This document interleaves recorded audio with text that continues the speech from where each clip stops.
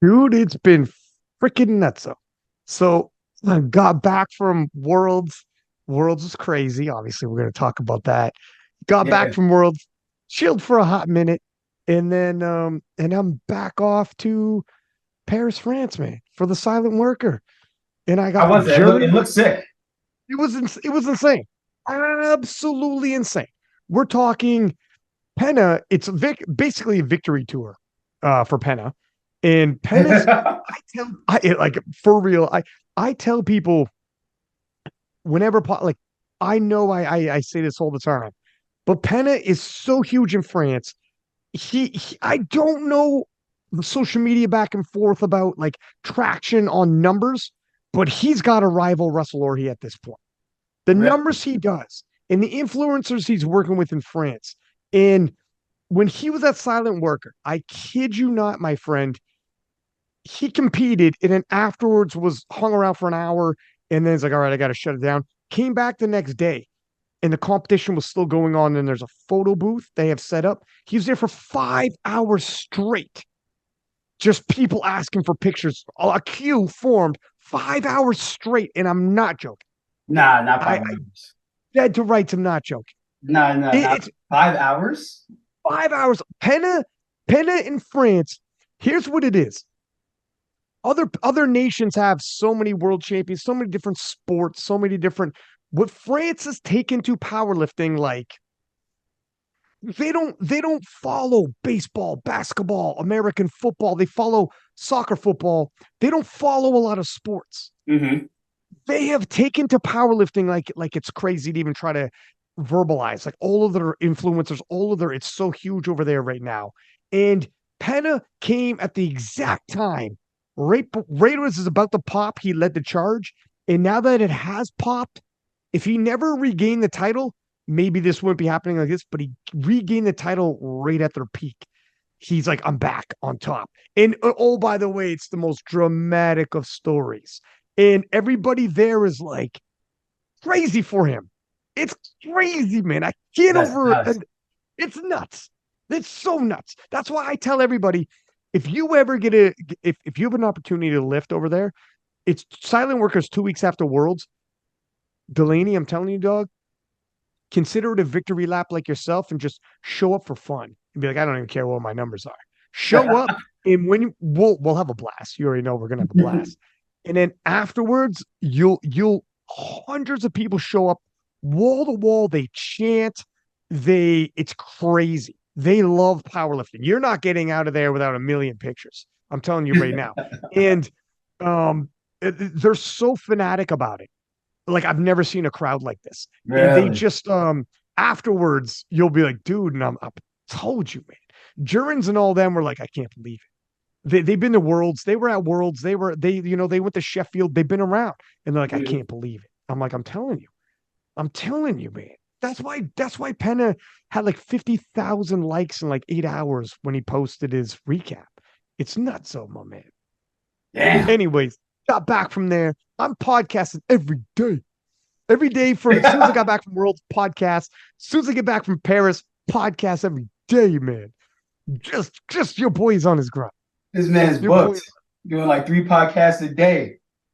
some of them multiple podcasts a day, man. I'm Yo, by the booked time this solid. is done, you might have to just like try to give it a shot and drop a podcast a day for a year. You could do it. Drop one It's a tough. day. The only thing that the toughest thing is well, first off, I mean that you got to have all like enough people. I guess I could just have co-hosts and we talk about topics as opposed to just always a guest. It'd be crazy. That'd be crazy pacing. That'd be crazy pacing. But I do have people that I could have on a crazy amount of times and it just never gets old. Like how many times have I had you on, Gavin on, Taylor on, Penna and whatever. It just never, it is what it is. You have certain people you click with me, then Yeah. it's easy. But yeah, it would be, how have you been since you've been back? Dude, what is going on with you since you've been back, sir? Man, when I tell you I haven't touched the barbell for like 2 weeks, I just squatted for the first time literally yesterday. Literally Tuesday was the first time I Wow. squatted since Worlds. And yeah, I don't feel good. Oh yeah. And I tell you, and I'm sure we'll get into it. I barely made it to Worlds, bro. like What? I barely made it to Worlds. Like you said, like the whole silent worker meet 2 weeks after. I can't even imagine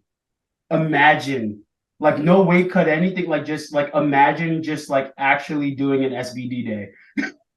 Oh The my way my God. Tell me about this. You briefly touched on it in the lobby, but what was going on in this prep? Because obviously Sheffield prep was fantastic. yeah, And you were sliding me videos in the DMs again, and I knew, oh my gosh, this is gonna be close to that world record. But this prep was gonna took some grit, to yeah, use a word that's tossed around a lot now. What happened here leading into this? man. I mean, so literally, I get off of Sheffield, and I'm feeling good. I'm like, life is good. We're trending in the right direction. One like literally one small thing we fix and we're good. Right, record's done. We're hitting bigger numbers. Like we know all the small things need to fix. Like no cramping up in the back anymore because I'm stupid and I just don't drink water after squats are over. Like it's just I just forget. Like I'm just dancing in the back being a dumbass. And so I come back and literally it's a week after Sheffield. I'm squatting for the first time. It's Friday. We're just good, like a light little kind of intro squat day.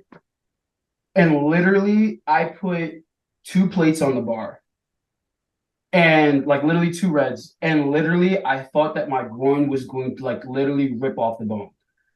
Like Oh I hit the damn. hole and I was like literally it's just like this gasp of air. And like I like get it up, doing I rack it, and I'm just like, what? Like, what the fuck is that? I'm like, what the fuck is that? Like, this ain't good. I'm like, I probably just need to like warm up a little bit more. Like, I'll be fine. Like, they just probably did something like weird. I put on 3 plates. Literally, like I haven't even put my sleeves or my belt on anything. It's just like a regular day. Same thing happens. Like, hit the wall. I'm just I'm like trying to like get it up to rack it, and I just like remember texting Joey, and I was just like, I think we have an issue. I might have tore my groin. It's in your groin too. Yeah, it's just like right, like literally like right in the groin. And like I remember texting him that day and I'm like, I think we have an issue. Like I squatted 3 plates and I thought if like literally if I had gone up, I literally think that I would have like completely torn my groin off the bone. Like I have Oh never my. felt pain like that before. And Joey was just like, well, that's not good. Because like we had like 8 weeks, right? Between like Sheffield and World, like what was it, like 9 weeks, if that. And like a week later, we're already like 1 week down, right? And so like there's no time for any type of mishaps. And yeah, man, I mean, like I was just battling like this groin injury like every single week. I would have good weeks where like it kind of like subsides and I'm like, okay, like we're doing decent weight and everything. Then I would like deadlift.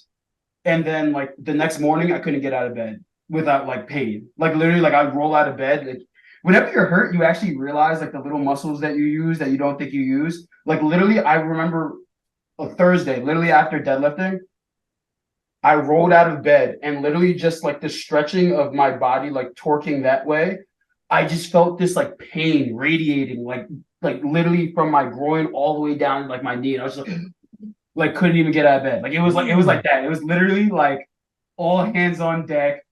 Like I was like got out of Sheffield and I was just like, I think I'm gonna pull out of Worlds. Like I was like, I'm like, I didn't tell Joey this because I know like Joey, like he goes on high alert very fast. So if I told him how bad it was, it would have just been like he would have lost his mind. But like literally, like I'm in my room and I'm just like, yeah, so if I can't squat 4 plates this week, I think I'm just gonna drop out of Worlds. Like I'm just not gonna do it to myself. Like I'm not flying out there to go get my ass kicked because like I'm just not healthy. Like that's how bad it was. And then like literally, I don't know what it was, but literally one day, like I was just sitting there. You know, I had a bad day. Like after deadlifts, like my groin was just on fire. Like I could barely pull like 606, like 5 reds or whatever. Like it was just painful. And I remember just being like depressed about it. I'm like, man, like I just had this great meet. Now I'm hurt. Like, what's going on? I remember seeing my boy, who was a PT, and he was helping me out a little bit. And then like the very next week, like Wednesday to Monday, we did some rehab, whatever. And like I randomly just squatted like 683. And it was like very minimal groin pain. I felt it, but it was enough that I was like, I can get through it. And then just that day, I was just like, you want to know what? I don't know if I'm gonna be ready, but I might be. And I'm just like, I'm just gonna ride this thing out and see what happens. Like I'm not gonna tell anybody. I'm gonna be hush about it. I'm gonna like just be on the PT grind every single day. And when I tell you, like, this was probably like from a mental standpoint, probably the roughest prep I've ever had, because it was just this constant of like a lot of pain, a little bit of pain, a lot of pain, a little bit of pain, a lot of pain, a little bit of pain. Like can't get up out of bed, no, can't better. And it's like I only deadlifted over 700 like twice the entire prep. Oh my Like God. literally, like I hit 705 for a double, and the very next day I couldn't walk. like, like it The was thing is too, every time you lift, because you pull sumo too, the groin, it could go. Like it's a muscle group that easily, and when it pops, it's at the bottom of the squat and all hell breaks loose. Like it's like the exactly. worst possible traumatic. Every time you got in there with that much weight on your back or you loaded up for a sumo pull, you're threatening that thing from just going. Oh, it was so like you know how like when I do that deadlift thing, like I kind of load up, like and I kind of like almost like kind of tense up my whole body and lock up before I go to. I would feel it then. Like Oh my literally, God. the amount of pain that I would feel when I did that would dictate whether or not I knew or not how bad the lift was going to be. If it was like Wow. a two or three, I'm like, okay, like if I just kind of like push through it, I'll be okay. If it was a seven, I'm like, damn, I like will struggle to get 4 plates off the ground. Like it was just one of those things. I never knew what day it was going to happen. I never knew how bad it was going to be on the day. There'd be days that it wasn't that bad, and I'm like, I'm good. Like there was a day like I felt good. Like I said, I almost pulled like 705 for a double that I couldn't walk the next day. And I was like, I was just done for a week. Like I couldn't even squat like over like 572. And then like the next week will come around and I hit 680, 683. And I'm like, well, all right. And so like literally like this prep from like a mental standpoint was probably it was the most draining thing ever because I'm just like, I know that I'm getting stronger and I know that I'm good. I'm just not healthy. And it was the first time like in my powerlifting career, like I've had like we're all hurt, right? We're all hurt. But this was like the first time where I was like I there were literally days that I just could not lift like any type of substantial weight. And so and like to make it worse, and like I'm not like you know me, like I'm not really too big on social media and like seeing everything, but every once in a while, like I would see like a repost or I'd see this, and I'm seeing like Jaren's like he's like I'm having the prep of my life, and I'm like damn, like I'm not even healthy, man. I'm like yo, they like catching me lacking. I'm getting caught lacking, man. And so like that was frustrating because I'm like, yo, like, man, I might get beat. And if I get beat, and it's not even off of like it's not even off of like strength, it's off of like, damn, like I'm legit just not help. I'm gonna be really upset. Like I'm gonna be so mad. Cause like and I think for me it's because of last year's worlds. I think this is what like kind of put it in perspective for me. Last year's worlds obviously didn't go the way I wanted it. We came up with the W, thank God, right? But it didn't go the way I wanted it. And I understood the repercussions of underperforming even if you win. Right? Like there's just chaos that still breaks loose. There's a lot of chatter, there's all this stuff, and I'm like, yeah, I don't want to go through this for another year. I was like, I don't want to deal with this for another year, man. But yeah, like I just remember like one day I was just like, you want to know what? I trust Joey. I trust like my PT from Arise Physical Therapy. Like I was in PT like every week, once or twice a week, like just trying to do whatever I could. And I'm like, you want to know what? If I have these like off and on days where like there's a day that I'm like healthy and I'm good, I'm just gonna trust I'm gonna be ready for meet day. And literally, like it was literally me just holding on to a prayer. Like, I don't know if I'm gonna be able to squat 4 reds or if I'm gonna be able to squat 700. But we're gonna find out on that day. I'm just gonna trust that I'm gonna have enough in me to pull it out. Bench was blowing up, so I'm like, yo, like hopefully, like I just throw something up nutty on bench and it kind of makes up for what's going on with the groin. But yeah, it was weird, man. It's like I'm still dealing with it. Like I just squatted for the first time and I squatted like 4 reds. I don't know what it is in kilos, like 485 for like a double, and like it was just hard. Like it's just hard. Like hit the hole and it's just hard. Is Um, there pain in the groin still, or is it it's just pain. on? Really? Like it's Damn. just You pain. got time. You got time, I bro. have time. So like that's why I'm not too stressed about it now because like we got through it, we have time, like we'll get healthy. Like I'm like aggressively rehabbing it now. But yeah, man, it was a roller coaster of a ride. I'm just like, man, oh man. Like we're gonna find out what we get. But I mean, we got enough. And I felt decent enough on the day. Like I legit popped like 10 Advils before the meet started. I'm just like it was Yeah. crazy. It was crazy. But I didn't want it to, I didn't want an injury to be an excuse not to show up. I think that was like my driving factor. Cause like every meet, like I see it so much in powerlifting and like so much more than other sports. Like football, like you play with concussions, you play with broken bones, you play with sprained ankles, play with torn ACLs. And like if you're on the field, you're expected to perform, right? Hmm. And like I just have this feeling where like powerlifting, we always have this excuse like I'm hurt. That's why I didn't win, or I didn't do this, I didn't do that. And like it almost became like an ego thing for me, like an internal thing. Like I'm just like I'm not gonna be that guy. Like I'm not gonna let this injury pull me out. I might not be 100, but you going like if you're gonna take this from me, like you still gonna have to take it from me with one leg. I'm gonna do enough. I'm gonna make you work for it. And Hmm. like I just didn't want it to be an excuse. And but yeah, it was I was going through it. Most people didn't know, but I was going through it. I mean, it's well. First off, okay. So there's a couple things I want to unpack in that, but one of them, I know what you mean about last year you won, and sometimes like in sports period, you know you're a sports guy. You come Yeah, from a highly competitive football background. If anyone forgot, so you know win, even if you win ugly, just win. Especially world titles, especially like yeah, the big game, just win.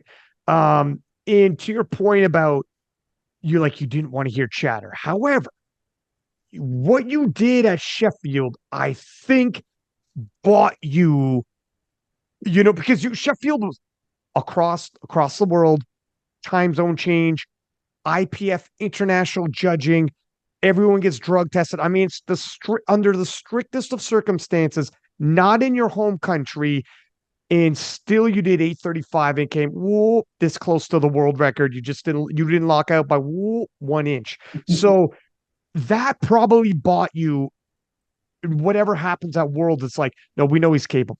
If anyone's like, well, it was 821 or whatever you did previously, a flash in the pan, 822.5, sorry, flash in the pan style in 2021. No, you're stronger than that. You bypass that, whatever. So we at least we saw that yeah, in the world's biggest powerlifting event, Sheffield.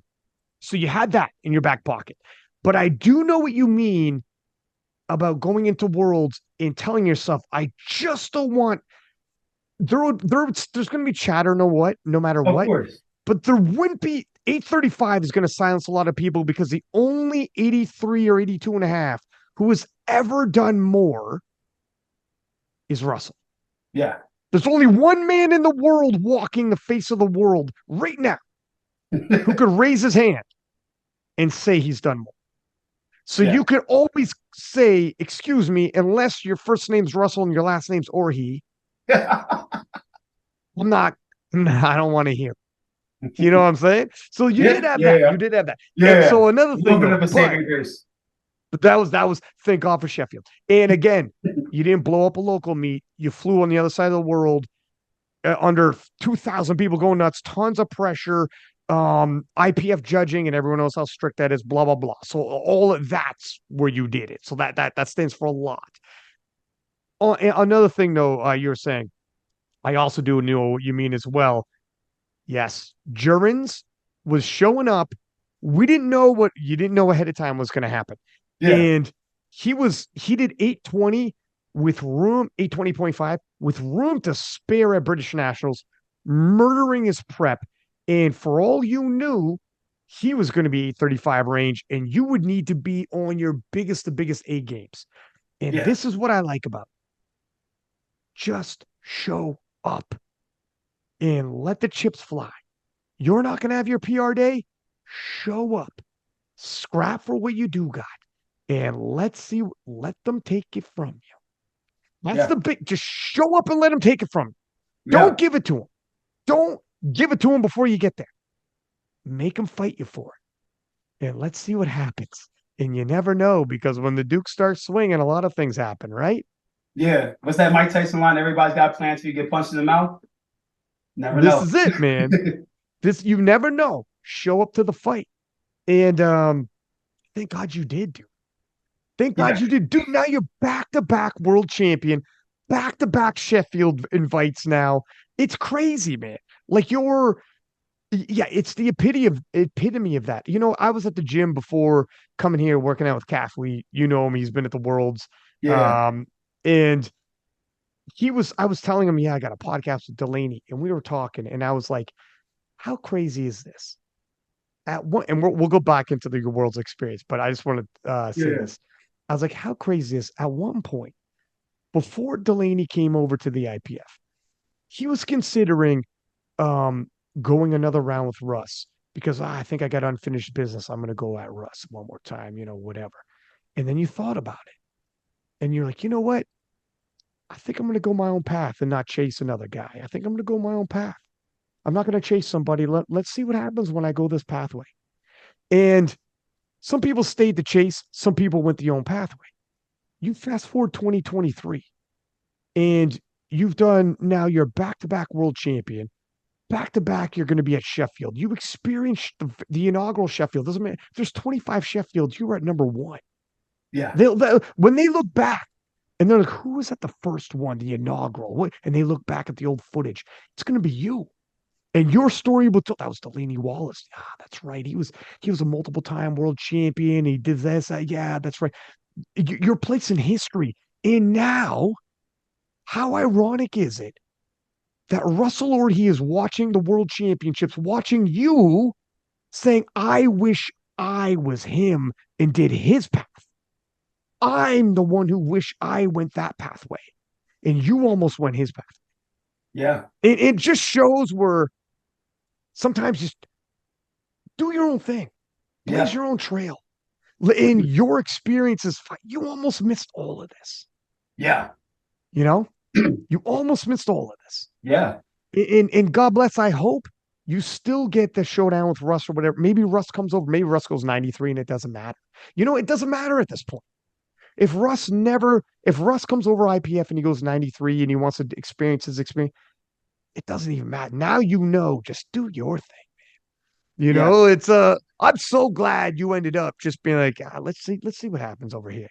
Man, I know we talked about this like at the hotel after, man. Like, yeah, like it's crazy. Like there was another universe where I'm just like, you want to know what? I'm gonna do the USAPL thing and just chase this random guy and you know, and like I miss all this. Like you don't get to go to Worlds the first time, you don't get to World second time. There's no shot of going to Sheffield. Like you don't get to travel the world. Like all these things that are happening, like potential being able to public speak and do all these stuff, like all these opportunities go away for something that like in the grand scheme of things is so pointless and meaningless, right? Like if you really want to do comparisons, you're going to get compared regardless anyway. So it's like it doesn't matter if it's right next to each other or if it's like overseas, it's going to happen. But yeah, I mean, I always say this. I was like, Joey, I think he's the best powerlifting coach in the world. Shameless plug. That's just my guy. I believe that. But more so than like the coaching or anything else, like that moment, like that week when he like relentlessly was like Delaney, go to the IPF, go to the IPF, go to the IPF. Like it was like he had me talk to Pete from SBD. Like he was like this, like you was talking, just go to the IPF. And I was like, you want to know what? Let's just run it, whatever. Like it doesn't, let's do it. Like change the entire trajectory of just like life and just different things that happen behind the scenes that I know we talked about. It's just it's crazy, man. It's crazy. I'm happy I did it too. I'm happy I did it too. It's so funny how one it's said so many times that it's almost cliche, but it's true. People look back when they're older and they have those moments where like if I zigged, but I should have zagged. What would have Mm-hmm. happened if I would have zagged? You're living the zag. Yeah. If that makes any Yeah. sense. Like I know what you you're talking about. instead of zigging, you zagged. Like you now you're living. And damn well now, it's only been 2 years. You know damn well you chose the right path, right? Like Oh yeah. that is undisputedly, Yeah, you chose the right path. You I'm know, not even looking back. even Russ is like, damn, man, got it. He's openly like, oh, I kind of wish I went the other route right now. Punching air. Even looking at the views on the streams that you've been on. I mean, in 3 days, IPF Worlds, it was 3 days old and already had like 4 to 5 times more views than what the USAPL had in it on their nationals. That was like a year old. And let alone bring up Sheffield, how many people watched Sheffield and watched you perform. I mean, it's insane the Sheffield numbers they have, like 500,000 or something crazy like that, or more by now. It's just the amount of exposure, the amount of digital content you're in, the different interviews you've been a part of with SBD, Powerlifting America, which does, all of those. It's just in all the experiences you've accumulated now, which we're getting to your Worlds one, but last Yeah, World's experience was insane. Flying around the world to South Africa in fighting in monkeys. Enahoro, showing up in the whole nine, insane. This one also insane. And having these experiences to talk about your family in South Africa. Your sister came for this one and hanging out and like Sheffield, your family there, like, and whoever, whatever, however, next Sheffield goes down. It's just, man, you really at some point will look back and be like, holy smokes, did I almost make the worst mistake of my powerlifting career? Like, I almost. And Yeah. then at the last minute, think I'm going this route. Let me see what happens. Well, guess what, man? You could write a book on what happened now. Legit, literally could Yeah, go into or talk doing public speaking. I know you are, and could write a book on it in the whole night. I mean, it's crazy, man. And we're 2 years deep. Who knows? Who absolutely. knows with three? Who knows with four? Hell yeah, man. A lot can happen into hey, World Games. Gotta get there. That'd be a real story. Yeah. And again, the irony is like Russ is probably going 93. He said he might do, I think he's doing USAPL Nats, and then I think he's probably going 80, 93. I'll have him back on the podcast and firm that all up. But like your future doesn't even involve him. That's why it's good that you never overly focused on another person. Yeah. Focus on yourself and It's like your own I don't even goals. really think about it anymore, to be honest with you. Like it'd be cool if it Yeah. happens, but I just couldn't care less. Let him do whatever he wants to do. Exactly. Man, high five and be like, let's do this, man. You do 93, I do 83, and let's fucking rock and roll. All of a sudden, we're a tag team. Just run You it. know Flex what I mean? Nation. Like, yeah, we're all Flex of a sudden we're Nation. teammates we'll be teammates USA conceivably. Like, obviously, there's battles to be fought to continue to do that. But Yeah. so let's talk about Worlds, then we could talk about Sheffield and blah blah blah. But when you were at the hotel venue, arrive in Malta, did it feel different than South Africa? You know what? It really did. It really did. And it's crazy because I talked about being hurt. I talked about like the mental kind of just like roller coaster of just like not being able to like use your legs without like pain, right? But like I remember getting there and I did it on like I said it on another interview. I remember getting there and I was just calm. Like I understood the magnitude of the situation. I wanted to win just as bad, but I was just like I was very, very just secure and calm and just secure in like the work that I put in, the effort that I gave during prep. And I just it just felt like home almost. Like I literally just felt at peace. It was very different. Like without South Africa, I think like just like I made it more than it had to be. Like you hear all the hype, like the car ride was like 3 hours in like some like rickety van, like you're getting pulled over by the police and shook it down. Like it was a bunch of like stuff going on, and like you're trying to. And like this time around, I was just like, all right, like this, it's just another day. It's another day at the office, another day at the gym. Like it was very calm. Um, but it was like a different type of experience because it was kind of cool. Like this time around, like you meet a whole lot more people. Some people know who you are. You're taking pictures. There was loads of media going on. I think I did like 7 interviews before the meet even started. And it was just a nice. I just felt calm. There was just a weird, like it's so weird. I just felt so at peace and so calm, like it was a vacation almost. Why? First off, why do you think you felt so calm this time? if it was experience of having already done it, if it's experience of having accomplishments, knowing you've already proven yourself, or what you think it might have been, A, and then B, maybe we'll get into the difference between the media, because I also noticed how much more media was involved this time. Yeah. There was a lot. There was a Yeah. lot more. Yeah. I think it's a mixture of everything. I think like it was my second one. I know what to expect. This is the stage. I think Sheffield also played a role in it as well. It's just like the Sheffield versus Worlds, they're two different atmospheres, and they're great for two different reasons. Worlds is it's regal. Worlds is worlds. World champ, like you can't, there's nothing you can take away from that, right? Sheffield, like that's a football game, man. Like I feel at home there, man. Like I remember stepping out on the stage, you got people just like, let's go. Like you just feel like you can like literally channel the energy of everybody in the room and just repurpose it and just do whatever you want with it. Like so there's just like the different kind of levels of that. And so I think being a part of that and experiencing that, it just like settled everything in as well. I think, and again, going back to the injury piece of things,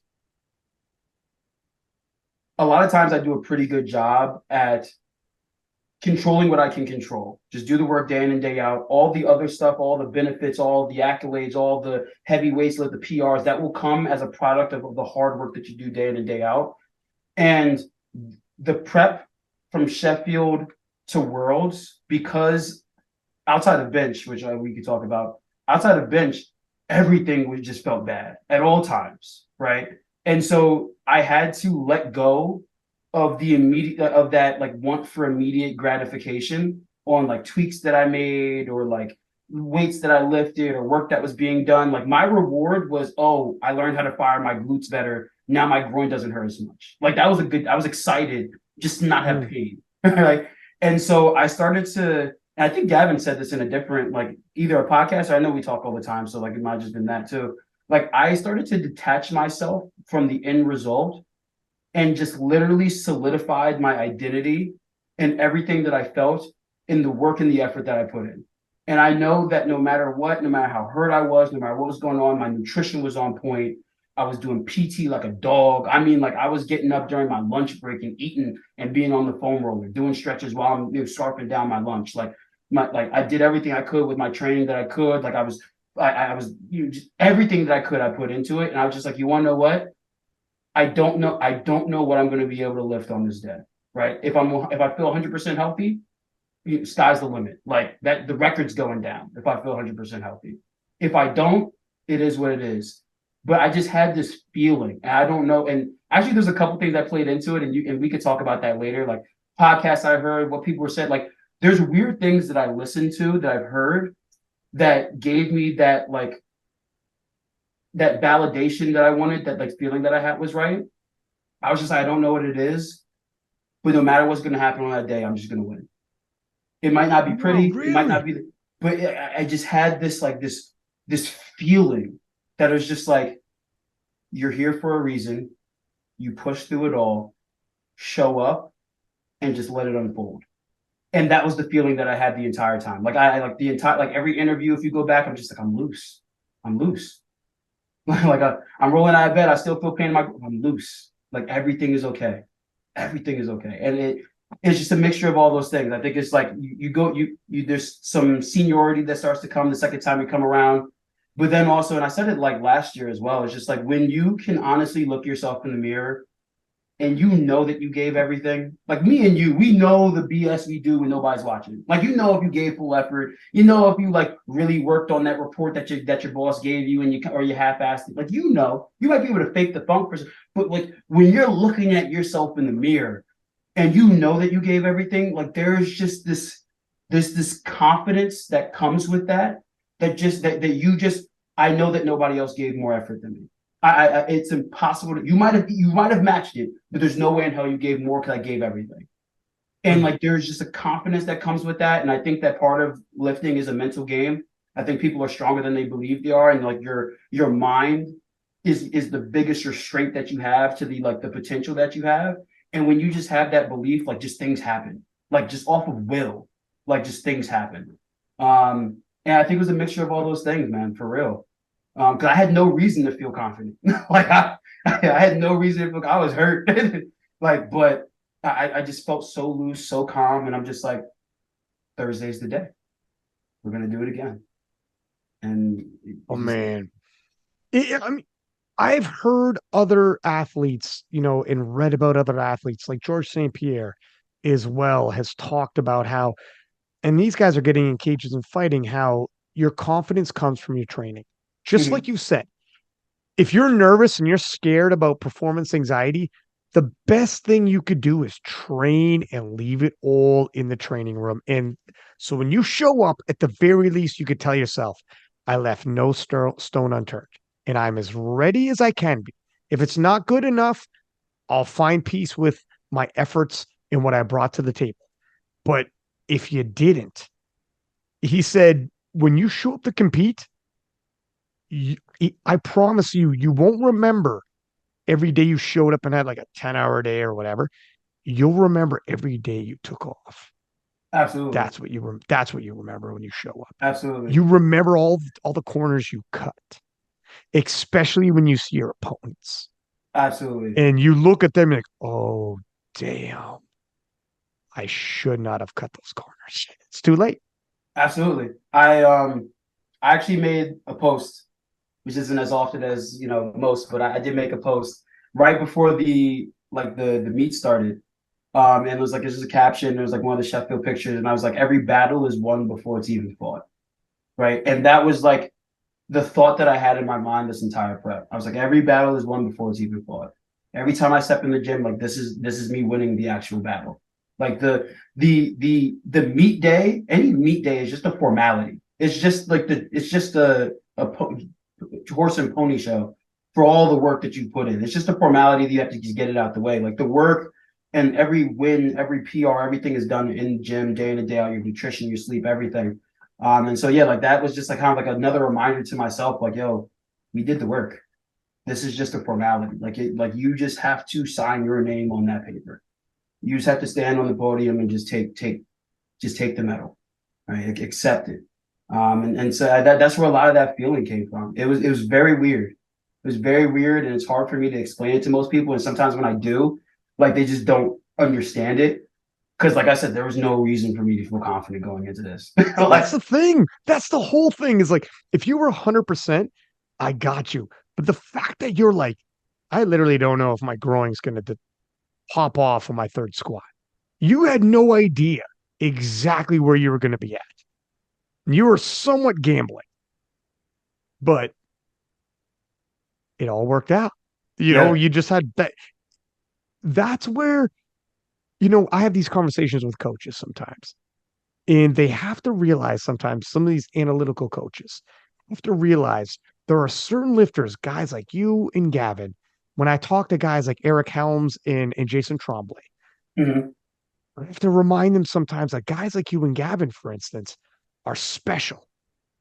This crazy inner belief, you actually don't want to tinker with it too much because it's why guys like you, Gavin, and all these other dudes, Kaiko and name your penna, can battle through certain training no matter what's going on in their personal life, what injuries are happening.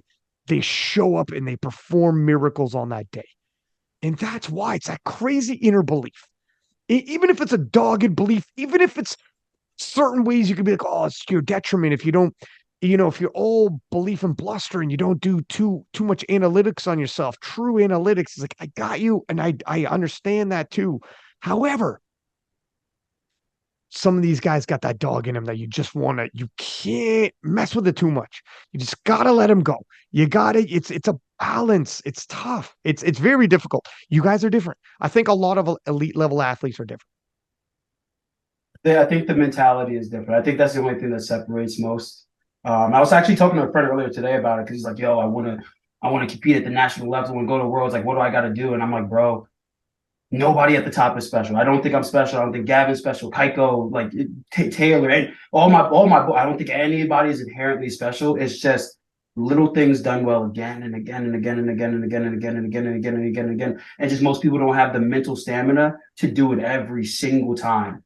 And then, like you said, you get to game day You remember that Tuesday you backed off. You remember that Wednesday that you didn't do your accessories. Remember that weekend that you went out drinking when you weren't supposed to. You remember that, like, and everything comes back, and then like it just comes down to it. Almost comes down to like I don't deserve it. Like I gave up. I took all those Mm, days off. I don't deserve to win. Like internally, people believe that. And that's when you come out and like before the meet even starts, people are like, "Oh, well, I had a rough prep. I'm hurt." They're already like pulling back a little bit on like the high expectations that they were setting before because internally they're like, I didn't give everything. I didn't do everything. And like it's and I tell you, like you said, even though sometimes it just sounds very strange and weird, it doesn't even make sense. Like I genuinely believed I was like when I was like, oh yo, like there's a like when I was like, hey, you really might have to break the record to beat me. Like that wasn't like me just trying to like make the competition overthink. I was like, if I feel good enough, if I feel good enough and I can hit my third squat, even if it's the exact same thing as Sheffield, you are going to have a long day. I don't know what's going to happen on the day, but it is a real possibility, and I believe it in my heart. And like, yeah, things didn't fall out the way we wanted it necessarily from like a number standpoint. And we'll talk through all that, of course. But yeah, man, I mean, there's just something to be said about like genuinely putting in the work and just doing those things like day in and day out, those small things. I think powerlifting is such a small niche sport at the present moment that people that otherwise would not be at the top of the food chain in any other sport or even in this sport 20 years from now, just off of the strength of effort, can be one of the greatest in the world. I genuinely believe that. Like not even like raw talent or just the innate ability to build muscle or be stronger, just off of the sheer desire day in and day out to do exactly what you need to do again and again. Most people don't have the stamina to do that. I feel that especially within the powerlifting community. I see it all the time in the gym. They're like, oh, they want to be great, then they eating pizza in between sets. I want to be great, but they out at 1 o'clock in the morning doing whatever. I want to be great, but they're maxing out because they saw some cute girl in the corner. They want to, try to flex for them. Nobody remembers the weight that you lifted the next day. And just like those little things again and again, if you just stay consistent, like you'd be surprised you wake up and just miracles happen. So yeah. I think it's funny too. At the gym, a kid had his first. I say kid, he's like 20 or something. Had his first powerlifting competition, and he was saying how tough the calf was actually coaching him. He's saying how tough the training and the prep was for it. Like it was, yeah, I mean, they do crazy hours. Caffrey threw it at him. He threw it at him. You want it? I'm gonna give it to you, but you're gonna be working as many hours, as many reps, not the same weight as me, but all Absolutely. of those things that I did. And the kid afterwards, like the competition was easy. The prep was murders. And I'm like, so when's your next one? And the kid's like, I don't even want to start training until the fall. I'm going to take the rest of the summer off. I'm like, yeah, well, that's what this prep will, it makes you, it really does check your heart. What I will say is, I do think you're special because I think some people, no matter how much they train, they're not going to get to you. However, what you'll find out at the world level, there's a lot of other people who are special. Sure. That's where what you just said comes into play. That's where you find out is like I think you, Russ, whatever, you guys are freak athletes. You're going to be special, right? Taylor, Perk, you guys are special. However, when you get to the world championships, you look around that warm-up room, to your point, Everybody's they're good. all they're all special. Everybody's They're good. all killers. They're all killers. And Gavin had a good quote one time. He said, I'm going to the world championships to find out who's the greatest outlier of all the outliers. That And, sounds like and a it's punchline. that's as That Gavin to sounds Gavin like it. gets. I'm about to have him He, start writing my captions for my Instagram. you know, who's the freak? Who I think it was like, who's the freakiest outlier of all the outliers? And it was like, damn. And it is, yeah, man. You got some people showing up.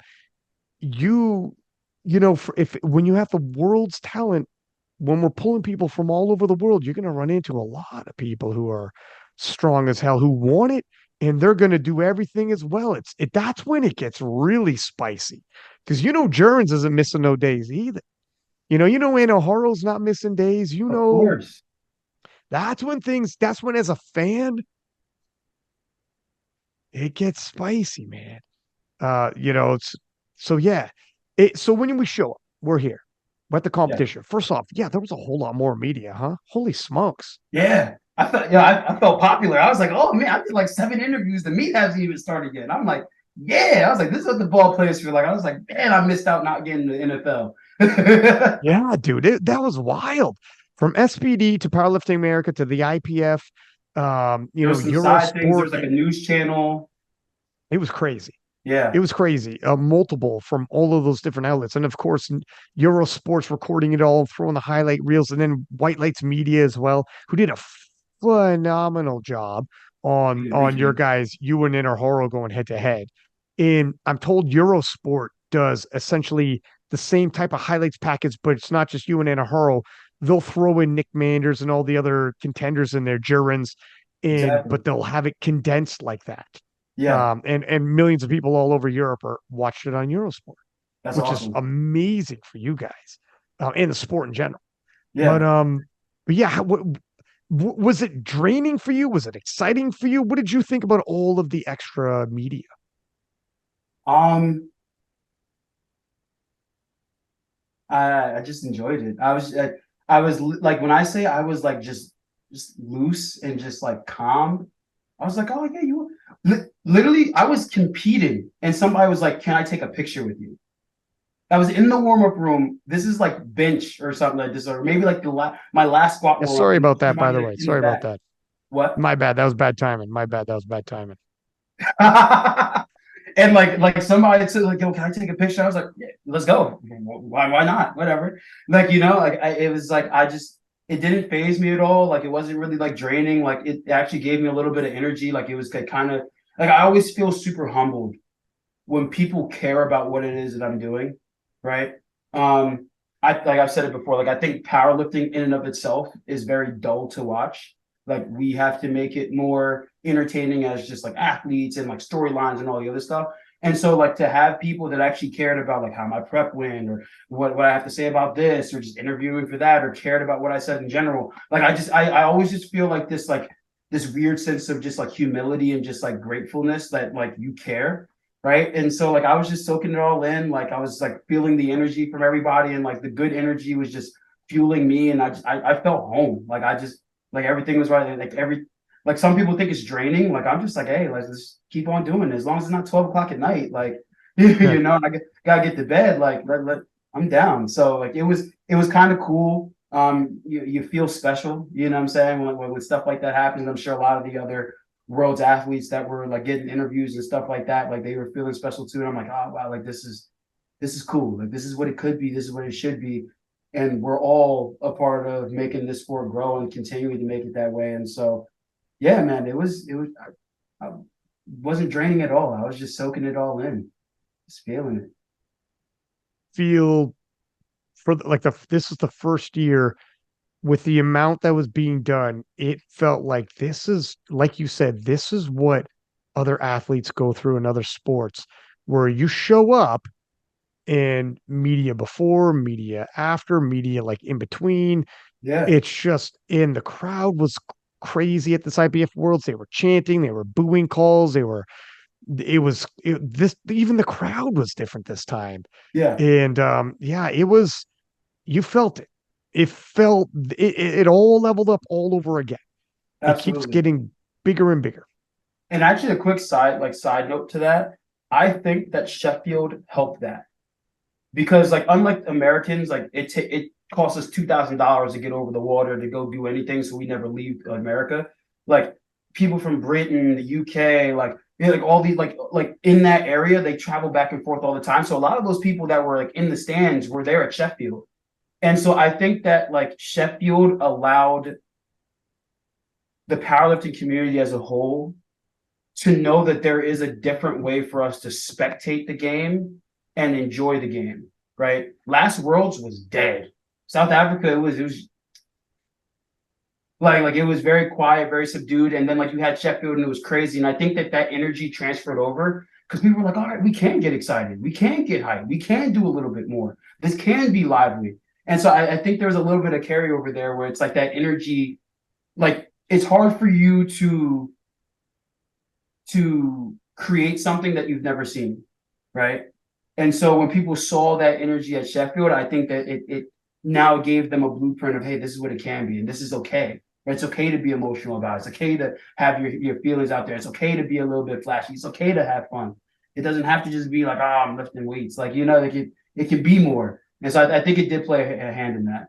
But maybe I'm biased because I'm an SBD athlete, but I love Well, sex. I mean, for the first time in this world, people openly booed some calls that they didn't like in normal sports. In normal sports, when you watch a baseball game, if people don't like a call, they boo. Hockey, Yeah, boo. Basketball, same deal. You yeah, do an instant replay, a call goes the wrong way, the crowd gets involved, either cheer calls, boo calls, whatever. In chants, rally behind certain people, like certain nations, like the French would stand up with their flags and start chanting. yeah. There France was was people killing it. from there was people from New Zealand who brought drums and started literally pounding drums when certain lifters came to the platform. That's sick. It was dog. It was crazy. This On was like for drums, sports chants. What's that? Sorry. I want drums. Hey, New Zealand, next time give me some drums too. This is what I'm saying. You got to bring your drum section. I will bring a whole orchestra if I was out there. I would I would have gentlemen dressed up and ladies dressed up, whole orchestra back there. But yeah, it was crazy. And we can get it. This is a perfect segue. We'll get into the competition itself. But you tasted some calls. You tasted some in a day where you thought I may or may not be at my best. We're gonna have to find out. I don't know how my body's gonna hold up. And you had seen some calls go against Taylor that, inopportune times because he wasn't 100%. You tasted some calls that went against you, and you were hitting the platform doing your damn thing. I freaking hate it or love it. Some people you're going to feel ways about it. And Yeah, that's what you bring to the platform, right? And yeah. some people are like, I hate when he does, you're known for dancing now. The thing is, you know what else you're known for? Winning. And this is one of those deals where it's like, if you hate it, it's really going to suck for you because he's literally going to tap dance all over your day. And that's difficult for people to digest. But if you love it, you're dancing with him. The difference is you're going to feel ways about it. And if you don't like that, it makes you like, oh, and he keeps winning.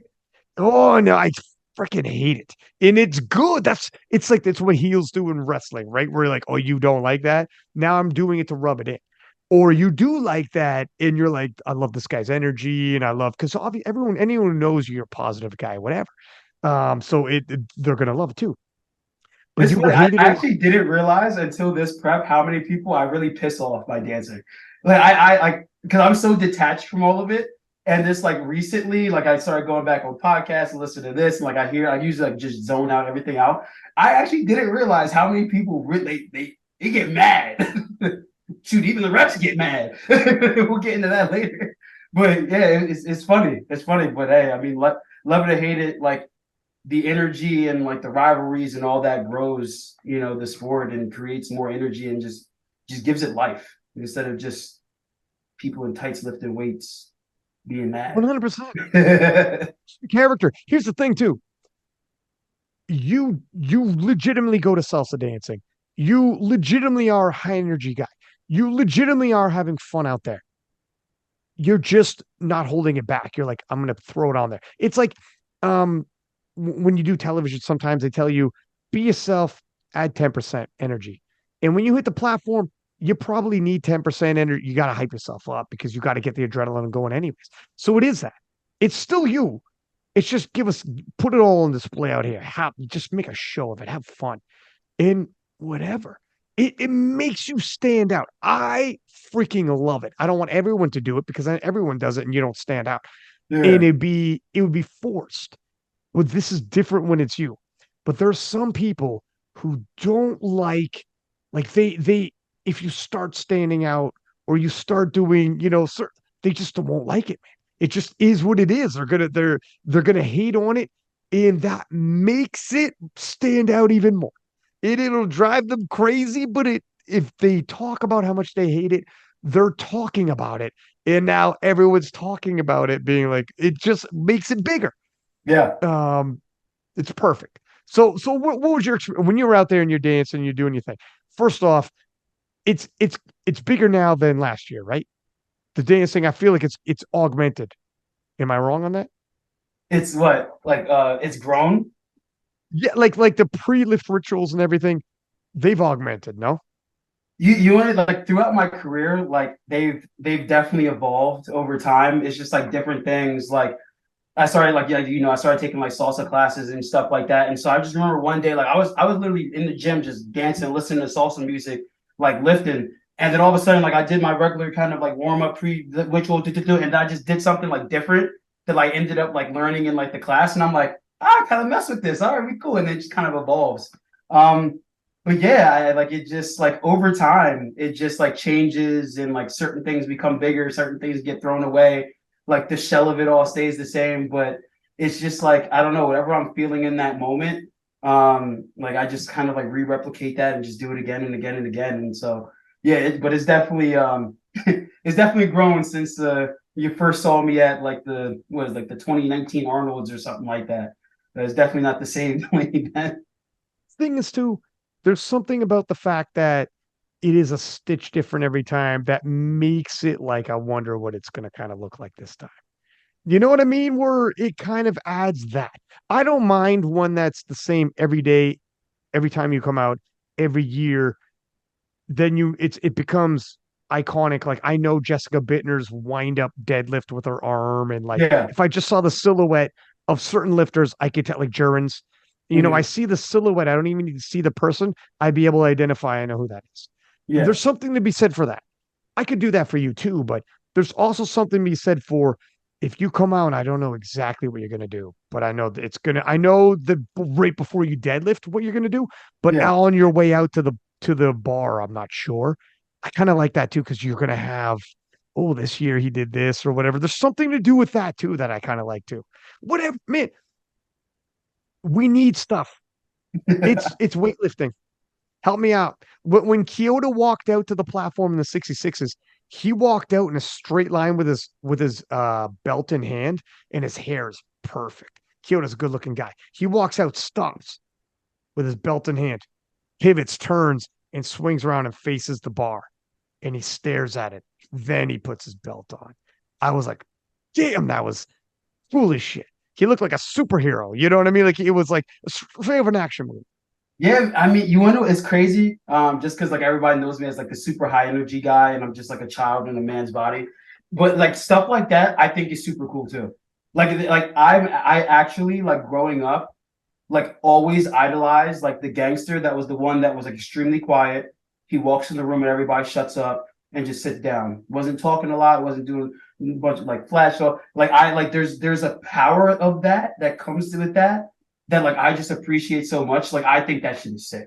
Like I even Mm. like something as simple as that is sick. Or I forget who it was because I don't actually know them, but it was like it might have been a Japanese lifter or it might have been what was the new federation that was there? Like the new Chinese federation that was in this year. Well, I mean, Chinese Taipei was there, Taipei. and I think that was the new was one, it? right? Yeah, yeah, it So was that I, one. I don't Okay. know if it was like somebody like that, but I remember like they walked up to the bar and they just like simply bowed like before Mm. lifting. I'm like, yo, this is cool. I'm like, I love that shit. But I grew up watching like Ip Man and like Bruce Lee and Jackie Chan. Like, I love that stuff. So yeah, I mean, like everybody's got their own little swagger, their thing.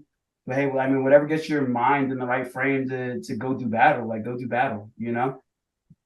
Yeah, like even when I watch Penna's recap and he walks out, the way he stares at the bar when he walks out, but he walks straight line and he's looking over his shoulder at it, and he looks like a boxer entering a ring who just saw his opponent across the ring, and he's looking at it, but he's not overly aggressively staring. It's the confident over the shoulder, like I'm gonna deal with you in a minute.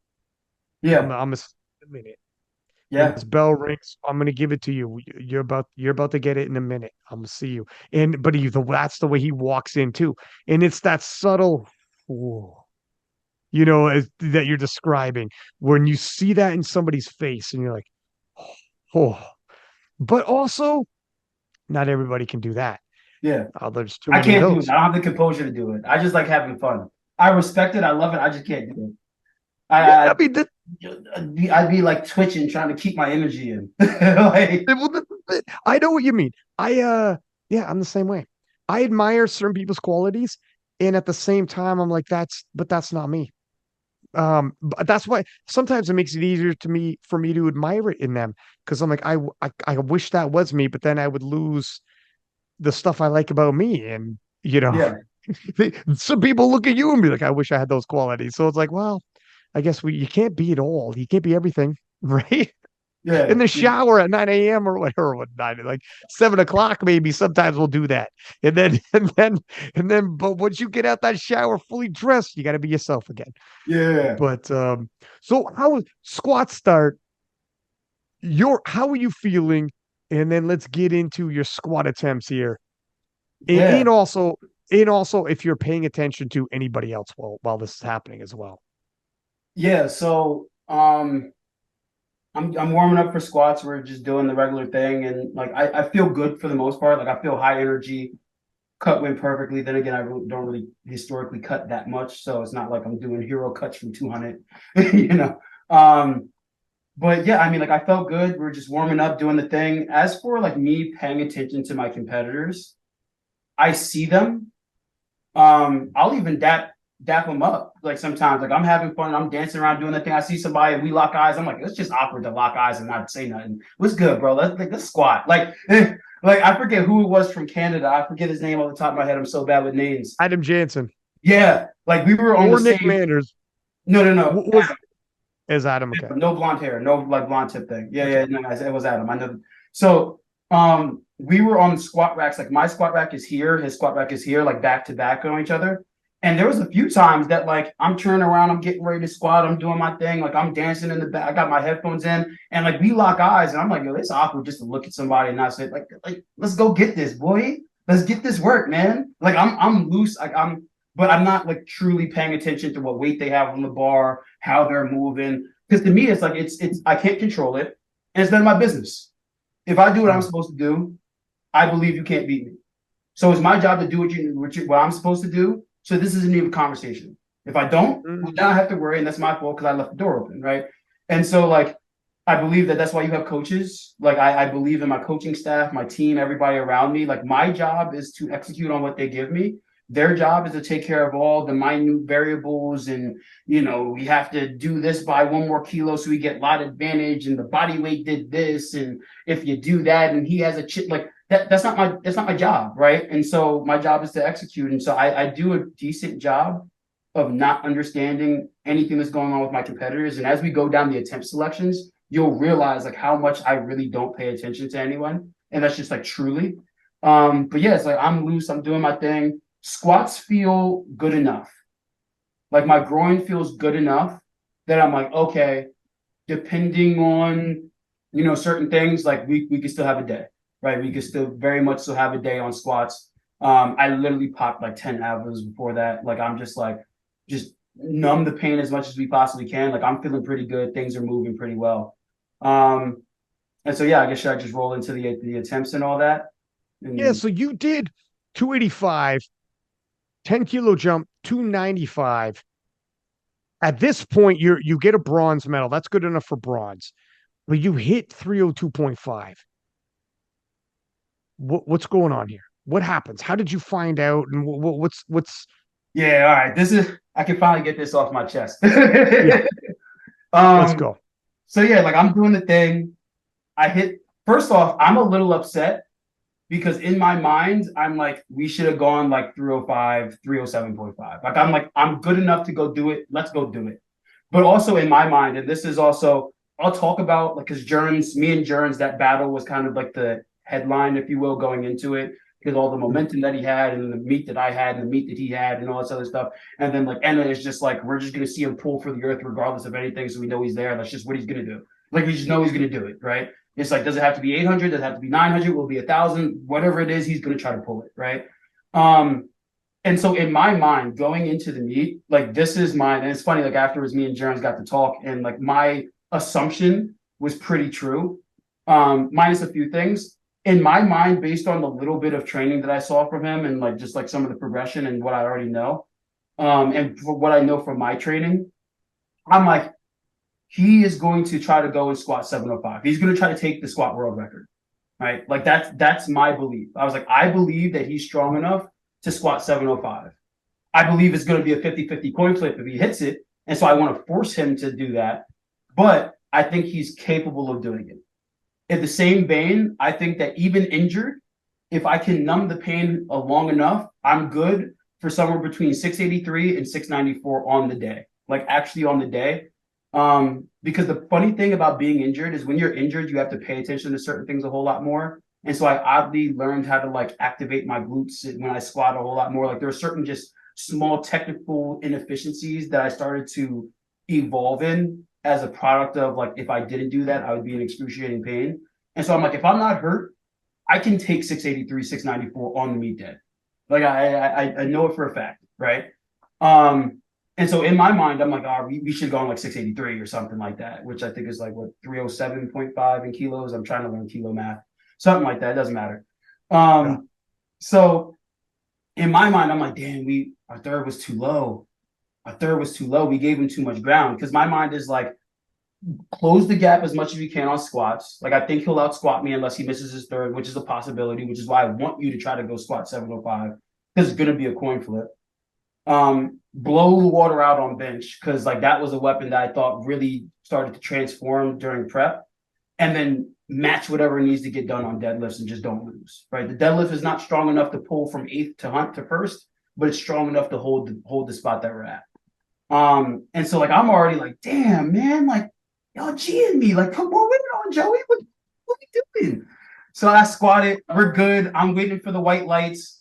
I get the two white lights on the sides and then the red in the middle, which like still confused me at this point in time. Like I'm at the point of the meet because like I think like almost every attempt that I did, the sitter judge gave me a red for almost like 7 out of the 9 attempts. Like I was just like, I don't know what I'm getting reds for. We could never get an answer. I was confused, but I'm just like, I don't need 3 rights. I just need 2. I'm good. Like 2 still counts. I don't need you. I'm going to get them. I get the 2 white lights and I'm like, yeah, here we go. Bah, bah, bah. Do a little celebration. Blah. And I'm running off the field. I'm like, right, that's right. You did the point and everything. yeah. Yeah. And so I'm feeling good. I'm like, yo, we got enough. I'm like, we're doing enough. It's off the bench. This is where we start to shine. Like this is where we start to bridge that gap that we lose on squat, assuming Jones is going to squat like 705. And then just try to build up a big enough total that we can fight off Enna on the deadlift. Like that's the mindset of my mind. I have no clue at this point in time that Jones has already missed like 2 squats. Right? Like I have no clue that he's not having a good day. I literally have 0 clue. And so I'm literally like starting to warm up for bench. And that's when I find out that my third squat got overturned. Oh, wow. It was late. Like we didn't know until super late. They were like, how did it get overturned? It did, like they overturned it after the other person was squatting. Like I didn't know you could do that. Like we couldn't even contest it. There was like all this just like confusion of how it even got overturned and when it got overturned. Because nobody knew. Nobody knew. And I'm like, what do you mean it got overturned? I was like, how is this possible? And so I'm so confused at this point in time. We finally like somebody goes up and they're like, oh, they said it was depth. And I'm just like, depth? I'm like, depth? I've never lost one on depth. Like, really?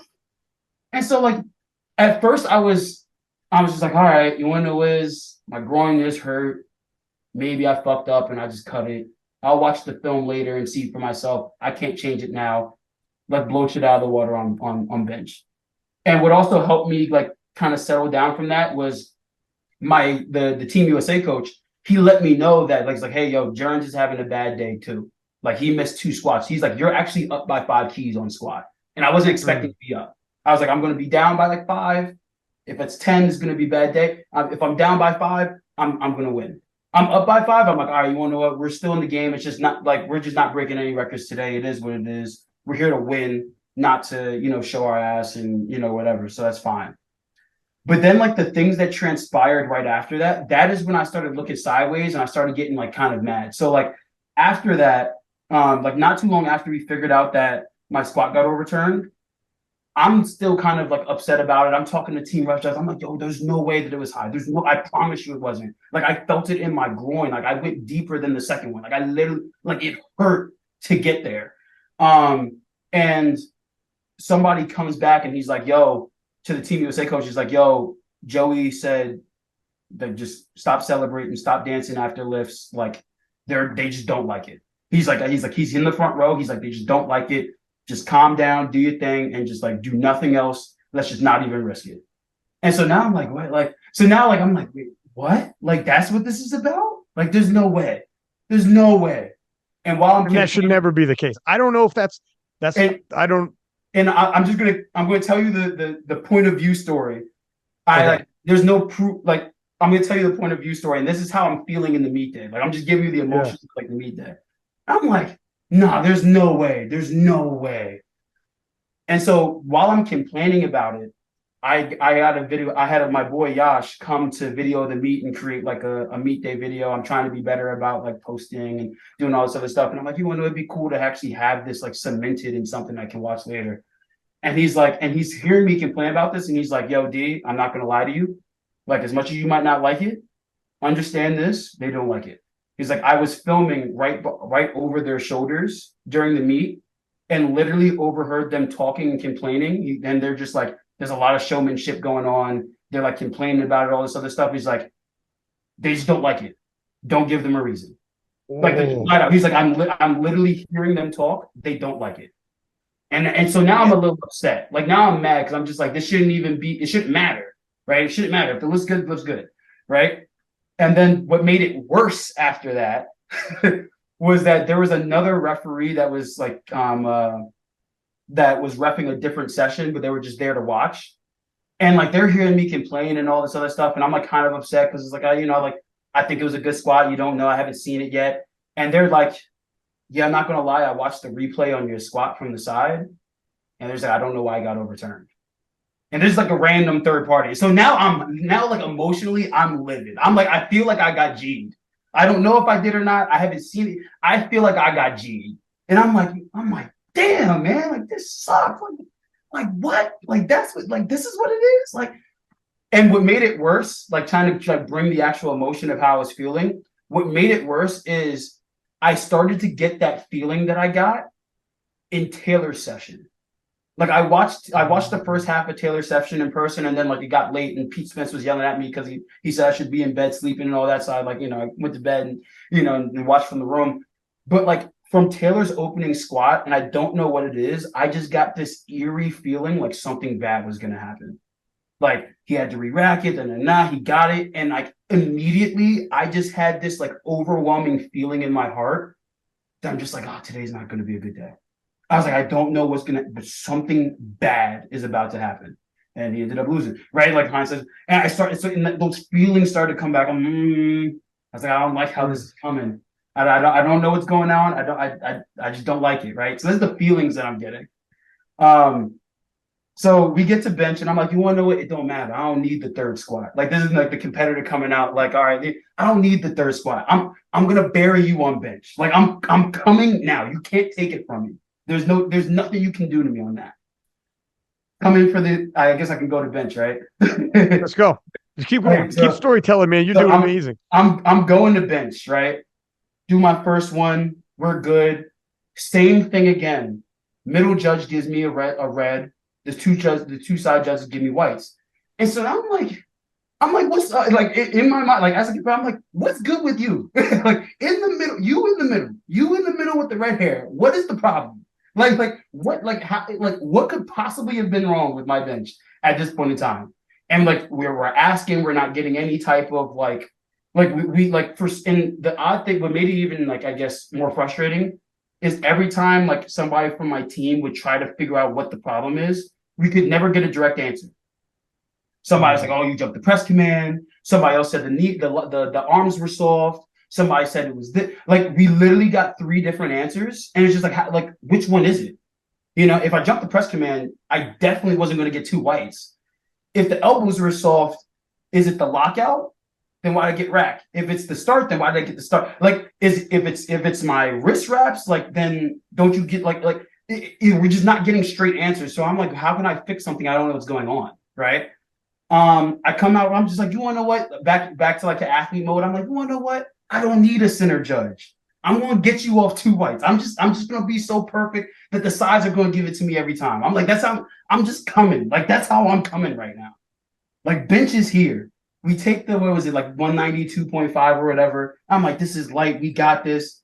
Do it. Boom. Start. Press. Boom. Rack. 2 whites. I'm like, yeah, that's what I thought. I'm walking off. And then as I'm walking off, right, I'm just like, I don't need a center judge. Like, that's how, like, in my head, like, so I'm talking. I'm like, I don't need a center judge. Like, I got this off the muscle. And as I'm walking out, immediately I get right to like that tunnel from where you're on stage to off the stage, and all I hear is over the speaker, the bench gets overturned.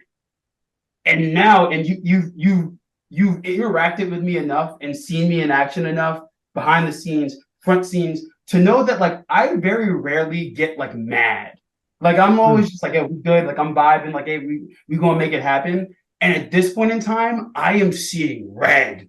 Like I am seeing, like I literally am like taking off my right wrist wrap, and I hear it gets overturned, and I see a media person to my right, and literally like I like cock back, and I'm like about to swing, and I'm like, oh, you can't do that. That's a person. And I look at the wall, I'm just like, oh, you're gonna break your hand, and I just like, oh! And I just walk away. Like I'm mad. I'm just like, how is this possible? I'm like, how could you possibly overturn that lift?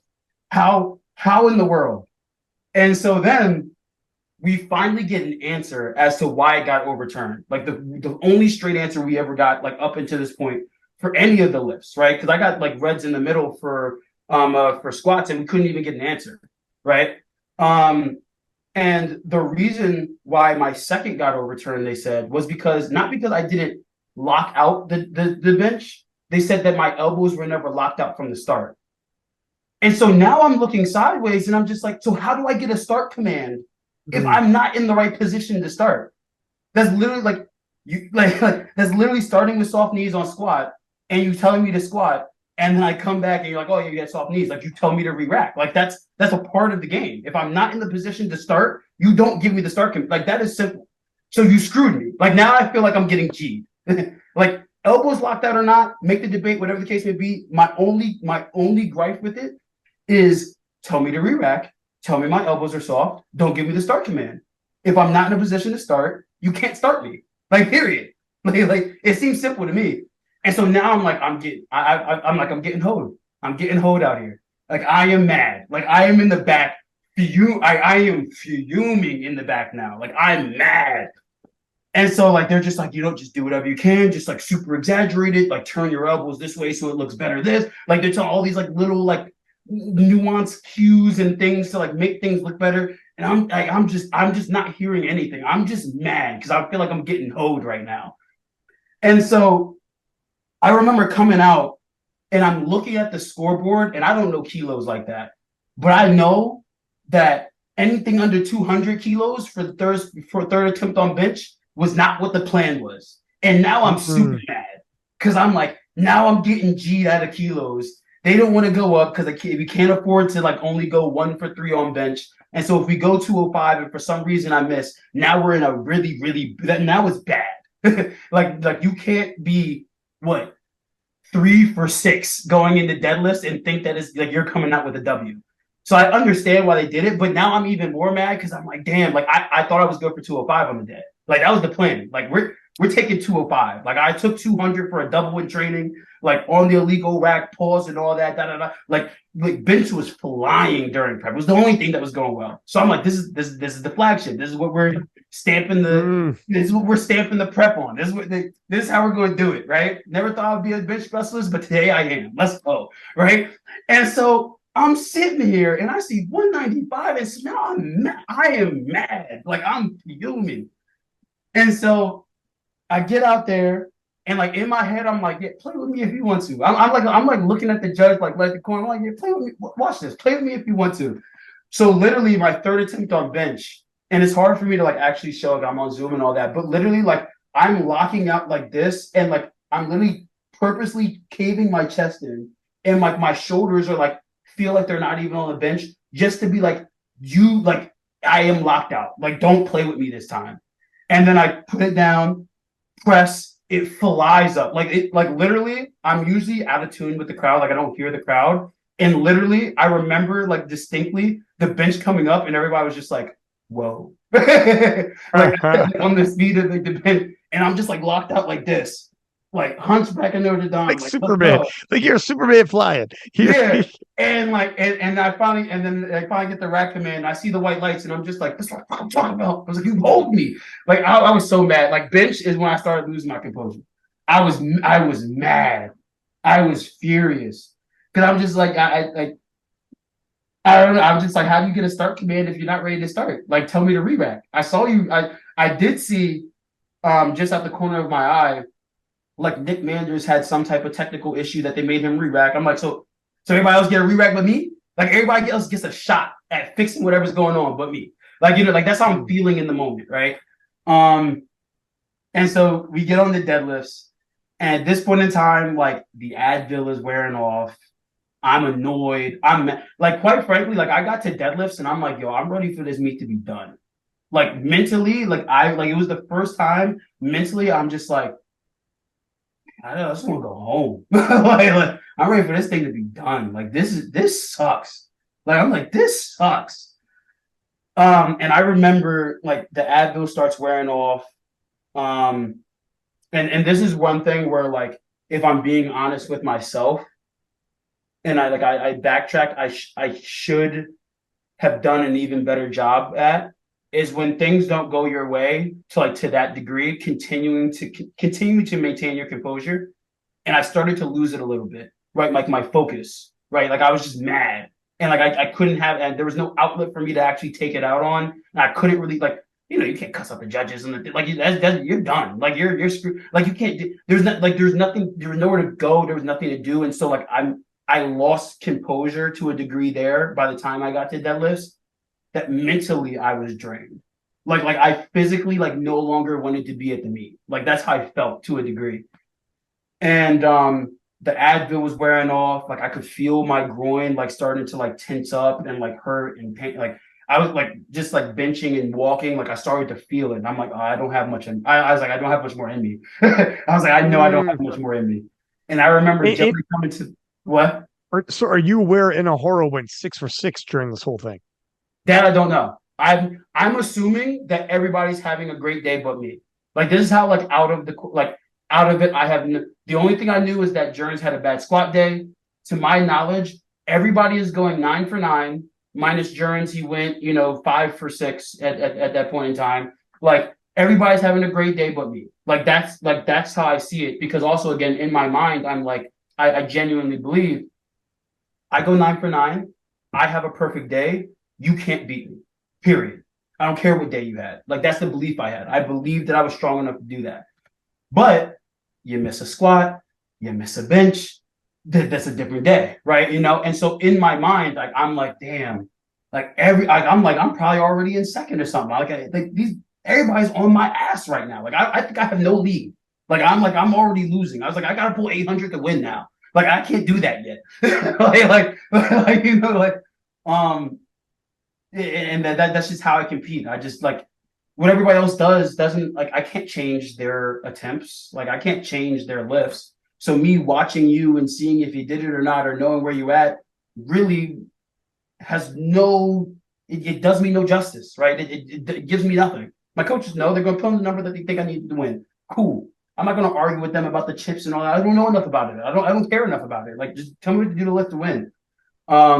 So at this point in time, I don't even know that Enna's having a 6 for 6 day, perfect day, the day of his life. But I assume that's what he's doing anyway. And I'm just like, damn, here we go. So I'm going into deadlifts. I'm like, damn, Enna's gonna pull like 900.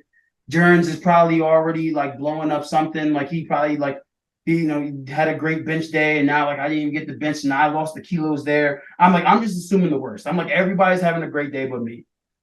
And I remember getting the deads. And like I walked to like around outside like the actual warm-up area, and I see Joey for like a quick second, and he's just talking to me. He's like, so you need to hit your first deadlift, right? like hit the first deadlift. That's gonna secure whatever we need to at least hit the bottom total for Sheffield, whatever the case may be. if you hit your second deadlift, there's a high probability that you win. If you hit your third, the nail is in the coffin and you automatically win. And I remember, and I didn't say like, and this is like, just to give you the emotion of it all, like, right? I remember looking him dead in his face and like I'm just like, all right, yeah. But in my mind, I felt my groin, everything, like my energy, all that. In my mind, I was like, I can give you my second. I will make the third one look as good as I can. In my mind, I haven't even started warming up yet, and I feel everything. I know, I knew enough. I'm just like, I will give you my second. My third, I will make look good for the camera. That's how I'm feeling. Like that's how like I'm hurt now. Like my groin hurt. Like I held it off as long as I could. Right. We're warming up. We're doing the thing, and like I just remember like I'm pulling. I'm warming up. Things are moving decent. I get to like 5 reds, which is like 595, whatever the case may be. And it doesn't move as fast as it usually does. And like I'm feeling the pain like in my groin every time I pull more and more. And I'm just like, yep, I can give you the second. The third, I don't know. And like so I go out for the first one for my first deadlift. I pull that. I get like probably like my second 3 white light lift the entire day. Looking at the center judge, like, yeah, play with me if you want to, but I'm tired. I'm like she's kicking my ass. like I'm talking a big game, but she's kicking my ass right now, right? I pull the second, and I'm like, oh, this was actually a little bit more difficult than what it should have been. Like it's routine weight, but like I'm just like, it's hard for me to recruit force through my leg. I'm dizzy at this point. Like it's just like so many things that are kind of like piling up. And then I'm like, all right. This is the third. Joey said, if we pull this, we win. And I'm just like, I don't want to have to wait for the last deadlift again. Don't want to have to do it. Right? I just don't want to have to do it. And so like I started to conserve. Once I knew how I felt, I started to conserve some of like my excess energy a little bit. Like it's a weird way to say it. I don't know how to like really explain it. Like so I could like recruit like the energy necessary to really try to pull my third. Like I'm just like, all right, here we go. So I'm slowly like ramping myself up. I'm slowly getting like the energy up and trying to go and go and go. Like I'm like, hey, yeah, we've done this a million times. We've hit this weight a million times. We've hit it like 10 times in training. We've done it before. Fuck the groin. Just pull through it. If it rips, we'll figure it out later. We'll be coming out here a 2-time world champion. It don't matter after that. We'll retire if we need to, if we that fucked up. But we're not coming. Like my sister came out to see this. We can't lose. We can't lose. We can't lose. I come out, I'm getting myself ramped up a little bit. I'm going, and I pull on the bar. I go to pull the slack, and oddly enough, it actually felt the best it had felt the entire time. Right out of all my warm-ups and everything from like pulling the slack. And I just remember like do the ritual, do the pull, 1, 2, 3, pull, let's go. And I'm coming up, and it's coming off the ground, and I'm like, oh yeah, we're good. And then as I get to like that lockout period, I just like remember just like this just radiating pain in my left groin. And I'm just like trying to like push through it and like get everything. And it's just like, it's not moving. I'm trying my best. Eventually, I think it was maybe like 730 pounds or something like that. Nothing crazy, but enough that if you're holding it for 10 seconds, eventually your hands are going to let go. And I just feel my right hand start to go. I'm just like, nah, bro. Just give me a little bit more. Like we just hold on, bro, hold on. I'm like, hold on, like, come on, man, be right there. And it like comes out, and I just remember just like my hands are still in the bar. I just remember like holding it. And I'm just like, and now we wait. Here we go again. You're like, damn it, here we go again. Yeah, I'm just like, here we go again. I gave my last little bow to the crowd. I was like, I'll see you out here when they finally decide to tell you who won. And did you know at this point, Inahoro had gone 8 for 8, hadn't missed? At this point in time, I still don't even. At this point in time, I think that Jerns is about to pull for the win. I think that Enna's about to pull for the win. I think that Nick Manders is about to pull for the win. I think some random dude that I saw that I didn't know who he was, but like, yeah, I just saw him for the first. I think he's pulling. Like in my mind, I'm literally like every person that's deadlifting after me. If they make their third deadlift attempt, they just won the meet. Like that is like what like this is how like out of like touch I am with how everybody else is doing because it just doesn't matter. I am at that point. And I just remember coming to the back and I'm talking to Mike, and Mike's just looking at me as I'm walking back, and I'm just looking at him like, well, here we go. I'm just like, get your popcorn, get your Do they tell you though? pills.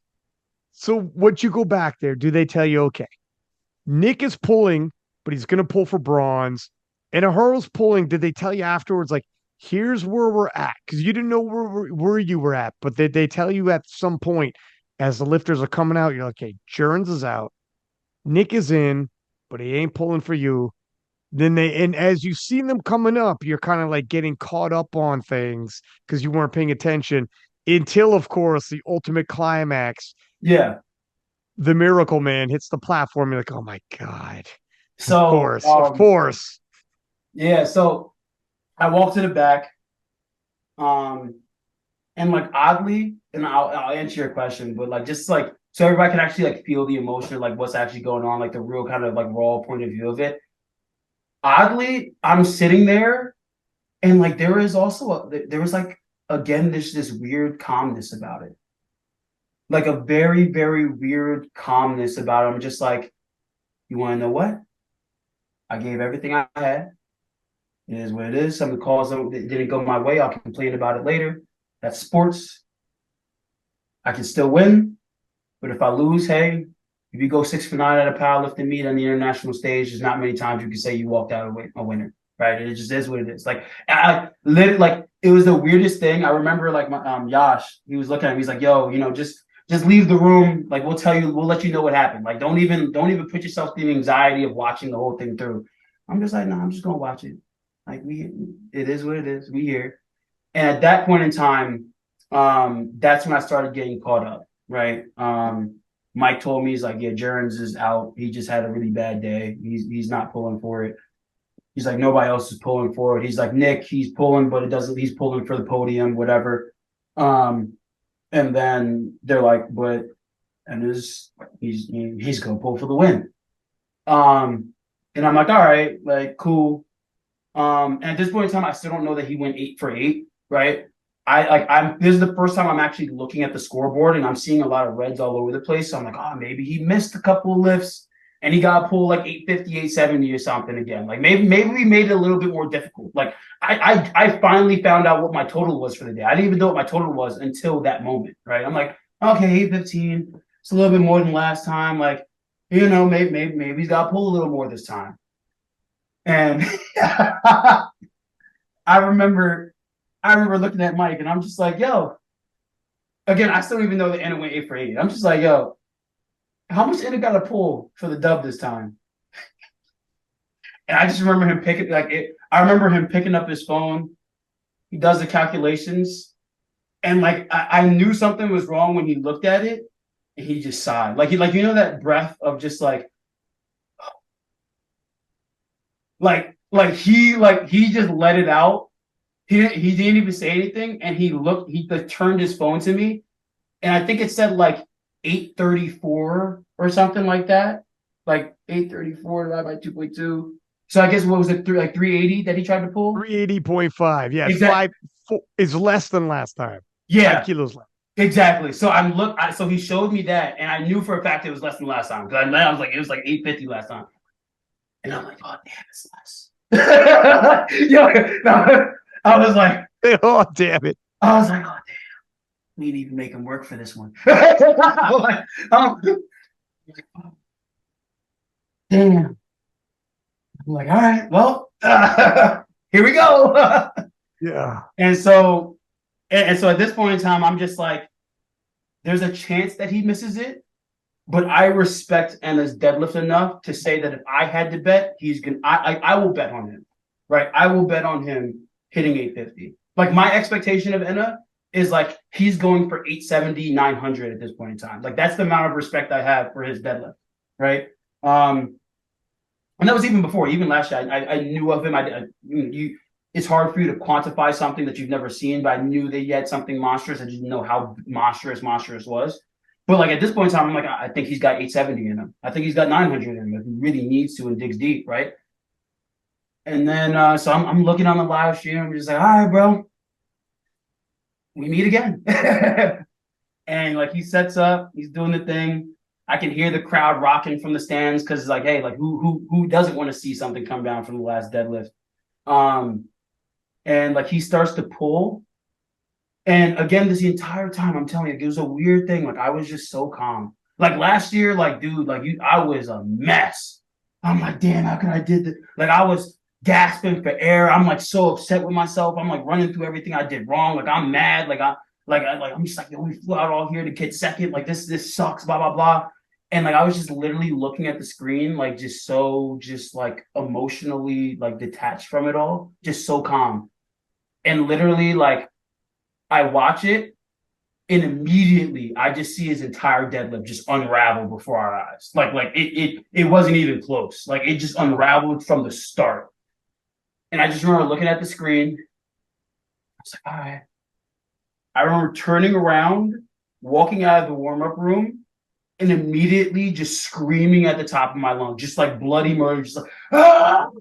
Like Really? screaming. I hear Paul in the background, like, "Oh, yo, get this on film, get this on film!" like I'm like just yelling, screaming, and like outside the warm up room at the top of my lungs, just like a sigh of relief. I'm still mad about the calls. I'm like, it's finally done. I can give my groin a break. Like I'm hurt. Like it's done. It's over. We did it twice. We can breathe. We can rest. It's done. And yeah, and then we wrap it all up. We get dressed, we go onto the podiums and all that, and we accept the second world title. But yeah, that's kind of the rundown. Was that scream essentially because you've been kept so calm and cool the entire day? And that was you. Like, first off, did it just come out spontaneously? You're like, this is me just letting it. I've been calm this whole time. And it just happened. It's Yeah, just all everything that was built up to you're like calm, calm, calm, calm, calm. And all of a sudden, boom, here we go. We're done. I can let loose. It's over. I can let loose now. This is yeah, dude. I mean, like literally, I didn't even see it coming. Like I was just walking out, and I was just like, it was almost like all right, cool. We could just walk out. We made it out. We're good. And like as soon as I like got out of the warm up room, and like I just didn't see anybody, like it just literally just came out. It was just like didn't even see it coming myself. I'm just like screaming at the top of my lungs, just like mad as hell. Like it was a good thing that I was in like the center of the hallway, so I wasn't close enough because I was like almost about to punch a wall. Like so I you just were still mad, not even happy, even though you just won?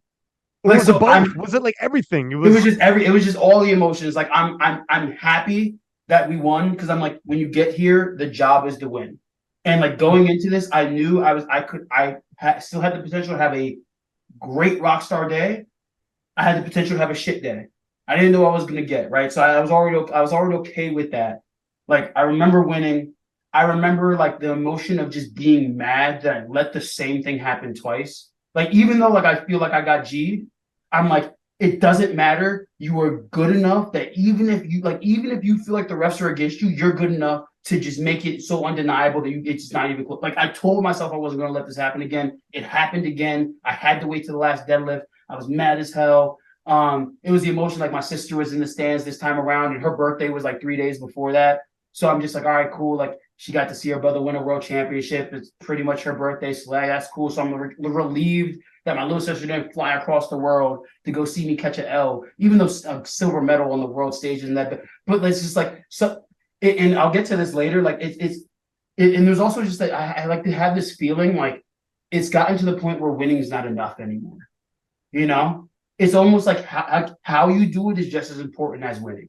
And it's this weird place where it's like, and I don't know when in my career I got there, where that like most people would be ecstatic just to win, right? Regardless of it, you still won. Like you don't always get your best day. Your job as a world athlete is to win, get the gold medal for your team, and help your country get to the top of your podium. That's it. Everything else is just ego and pride and bot, and we can make debates, and it's all noise. It's to win.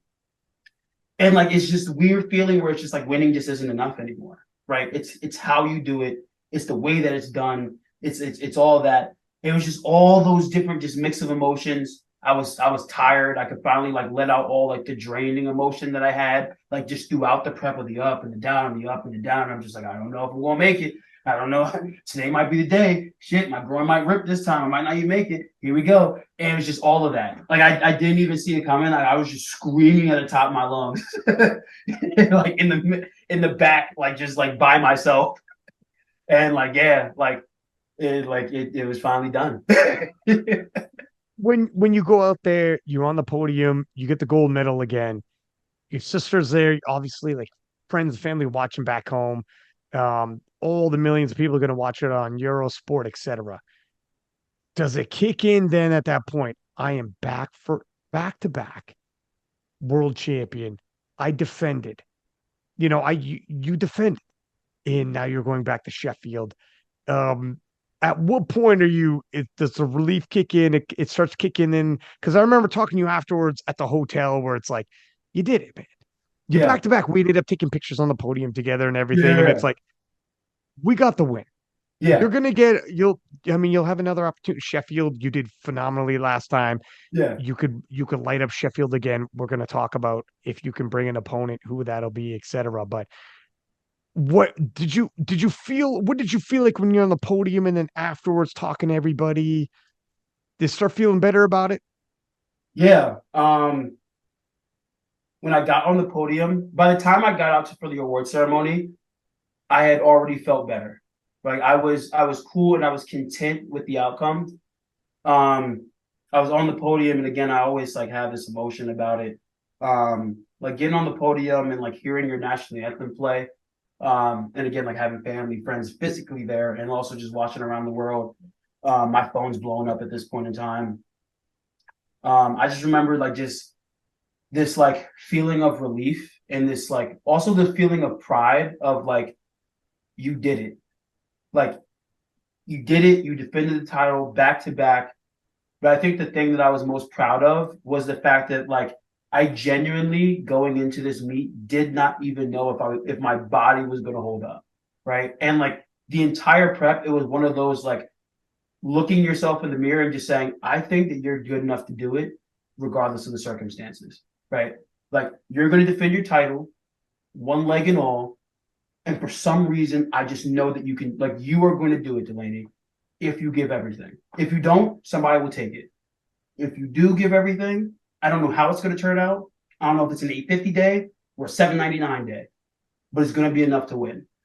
Um, and like having that relief and then just having like that, I feel vindicated that like my belief in myself was right, right? Regardless of all the hoopla and everything that happened in between and what I'm mad about, if a call was this or a call was that, or if I'm hurt or da da da. Like all of this stuff, like it's really started to sink in. I remember like singing the national anthem, like under my breath, like the whole 9 yards. And I'm just like, I'm just feeling, I'm just like, we did it again. And I also remember just like reflecting and being like, I saw Joey in like the crowd. I'm just like, damn, like all this started from just like a random conversation, like, hey, yo, D, go this IPF route and see what happens, you know? And just like a moment of reflection on that front. And so like uh at that point in time, like the anger of everything kind of went away. And I'm content with winning and kind of going through it there. Um, and then I was like, damn, D, like you were just right. Like, cause there was and we can kind of backtrack. There were some things that like I heard and I saw prior to the meet, like before we even flew out, that also kind of solidified in my mind that I just don't know why, but I believe I'm going to win. Right. What was it? Tell me about them. Like, so I'm going to give you a backstory first, and I'm going to tell you what Yeah, happened here. Right. yeah, yeah. I remember walking with you in South Africa, and we're walking down, and we're talking about the what should have been a battle between me and Tim Matagati. We both had shit days. Nothing ended up as possible, and it comes from the barrels of hell, and almost does the impossible. Right? Nothing actually happens the way we think it's going to happen, but like the hype up lead to it was like me and Tim, right? Mm. And I didn't tell you, I didn't necessarily tell you that because I didn't want to go into the details, and like it sounds kind of crazy sometimes when you say it. Um, but although again, like in the midst of understanding that at that point in time, me and Tim, our totals, like I think they're maybe like 2.5 kilos away from each other, like 2.55. Like there is no clear better lifter, right? From an objective mathematical standpoint. And for some reason, that entire time that I was in South Africa, even before I flew out to South Africa, I was like, I don't know what's going to happen. I don't know what's going to happen. I don't even know if I'm going to win, but I know that Tim is not going to be the one that beats me. If it happens, he will not be the one to beat me. And if he's the next Really? person, there's no shot that I lose that. And the reason, and it's very weird. I'm very big on like psychology and listening to what people say, and more importantly, what they don't say and how they say it. And I think that a lot of people they miss because we're so busy trying to talk, and like find some punchy catch line for clicks and views and all. We like don't actually absorb what people are saying. And the more people talk, they tell you more than you think. I was listening to your podcast, before the meet. I think it was the pre-game just thing, and everybody was going through all their picks. We got to the 83s, and you were talking. Everybody was talking. But I remember at this point in time, like I don't even know who Rory is at this point in time. But I hear this guy called Rory at the time. Now me and Rory are cool. Like I actually know who he is. But that doesn't, you know me. I was ignorant as all hell when I started. I didn't even know who I was competing against. I'm like, I'm going to pull up, and whoever's there is there, right? And he was part of the New Zealand team and like that staff. Even though he didn't coach Tim, he was like just a part of the whole thing. And so in my mind, there's some type of insider information, right? So I'm listening to him talk about his picks on the meet. And there was something that he said, and it was so quick and it was so subtle. There's something that he said that as soon as he said it, I was like, I literally paused the podcast, turned it off, and didn't even come back to it. I just turned it off. I was like, I've won. And literally when he said he was going through and he was like going through the picks and he was just like, I have to side with my country and pick Tim Nayagati. And literally like that phrase in and of itself, I heard it and immediately, like I swear, I wish I could have recorded myself so you know I'm not lying. I immediately turned it off and I was just like, the meet is done. The meet is done. I don't know what it is, but the meet is done. It might not turn into it, it didn't turn it, but it's not going to be him. And like the reason for that was like in my mind, everybody in my camp leading up to that point in time, they're just like, yo, Delaney's going to win. He's a stronger lifter. He's doing it. There's conviction behind it. But like, I have to side with my country, right? Like, and like those small, that small little phrase right there, to me as a competitor, just spewed nothing but doubt. And I'm just like, he might not be your coach, but he probably has seen something enough to form an opinion. And he chose to say, I have to. Not I want to, not I think, not this person's going to win. Like you could choose any other phrase, but I have to, like a form of obligation. I was like, something's not right. I don't know what it is. I don't know if training went. I don't know if you got hurt. I don't know if your mental's not right. I don't know if your girlfriend broke up with you. I don't know you went break. I don't know what's going on in your life, but something's not right. And when you get there, it's not going to be you that wins. That's all I know. It might not be me, but it won't be you either. And that's literally all I needed to hear. It's like it's so subtle and so weird, and I don't know why. But like that same feeling that I said I got when like I saw Taylor's first squat, and I'm like, something's wrong. Like I got that same feeling in reverse as soon as Rory said that. He was like, I have to side with blah blah blah with my country and pick Tim Nayagati. And I was like, that was off of obligation. You don't believe it, and there's a reason you don't believe it, and I'm going to bury you guys for it. Like that was the mindset going into it, right? Obviously, the meet didn't go any way anybody planned, but like that was the feeling. And so to give you like that, like kind of the backstory in terms of just like the little things that I hear and I feel, I'm usually very bad about looking at pre-game things and all this other stuff because I again like it at the grand scheme of things, it does not change my ability to perform, my performance. It doesn't change what my opponent's able to do. It doesn't. So like I'm just like, all right, cool. Like it doesn't give me anything. If anything, it might take something away, right? And also I'm just starting to get even more and more busy. So sometimes just like free time is just not as prevalent. Like I make a joke with my friend. I was like, yeah, I think I have to like start scheduling time in my calendar to pee. Like I'm getting like I can't go to the bathroom, right? And so, but every once in a while, like somebody, either a friend or somebody will like send me something and be like, you need to like listen to this. Right. And that's when I know like something pops off. Right. I'm like, oh damn, all right, here we go. Like what happened now? And they sent me the Great Britain's podcast, like what it starts with like Battle Boys. yeah, they sent me their thing. And they're just like go to like the 83s, like they gave me the timestamp, whatever. I'm like, all right, what am I listening for? Right. I'm listening to it. They get to the 83s and they're talking. And there were actually several things that made me just say, like, I'm not healthy, but man, oh man, I don't think you're ready. And they got to the 83s, and immediately, I don't know, I forgot who it was, but immediately the first thing they said when they got to the 83s, they're just like, fuck Delaney, he dances and shit. That's why he's gonna lose. Blah blah blah. I don't come to powerlifting to see dancing. I want to see weights. Blah blah blah. Let me add one thing. Let me add one thing just for context for those listening. Sabato Boys podcast is Juren's himself, as well as Joey, who is Juren's coach. Just for everyone listening to be for context to what Delaney's saying, it's Juren's your number one threat going in and Juren's coach. Yeah. And like a couple other just people. for context. Sorry, go ahead. I'm listening, and I'm like, all right, cool. Like everybody's like, they're there. I'm like, all right, cool. Like, what possibly could have gone? I know Jones is having a great prep. I don't really know exactly how much. Like, it is what it is. Like, it doesn't matter. Like, he's only going to be as strong as he is. I'm only going to be as strong as I am. Like, trying to figure out what the strength is. Like, it's wasted energy in my mind. And so I'm listening to the person like, oh, you fuck Delaney, he dances. I ain't come to see no dancing. I came to see him like lifting and all this other stuff. And I'm like, damn, this is where it really hits me. I'm like, damn, I really be triggering people. Like, I'm having fun. I'm like, yeah, damn, all right.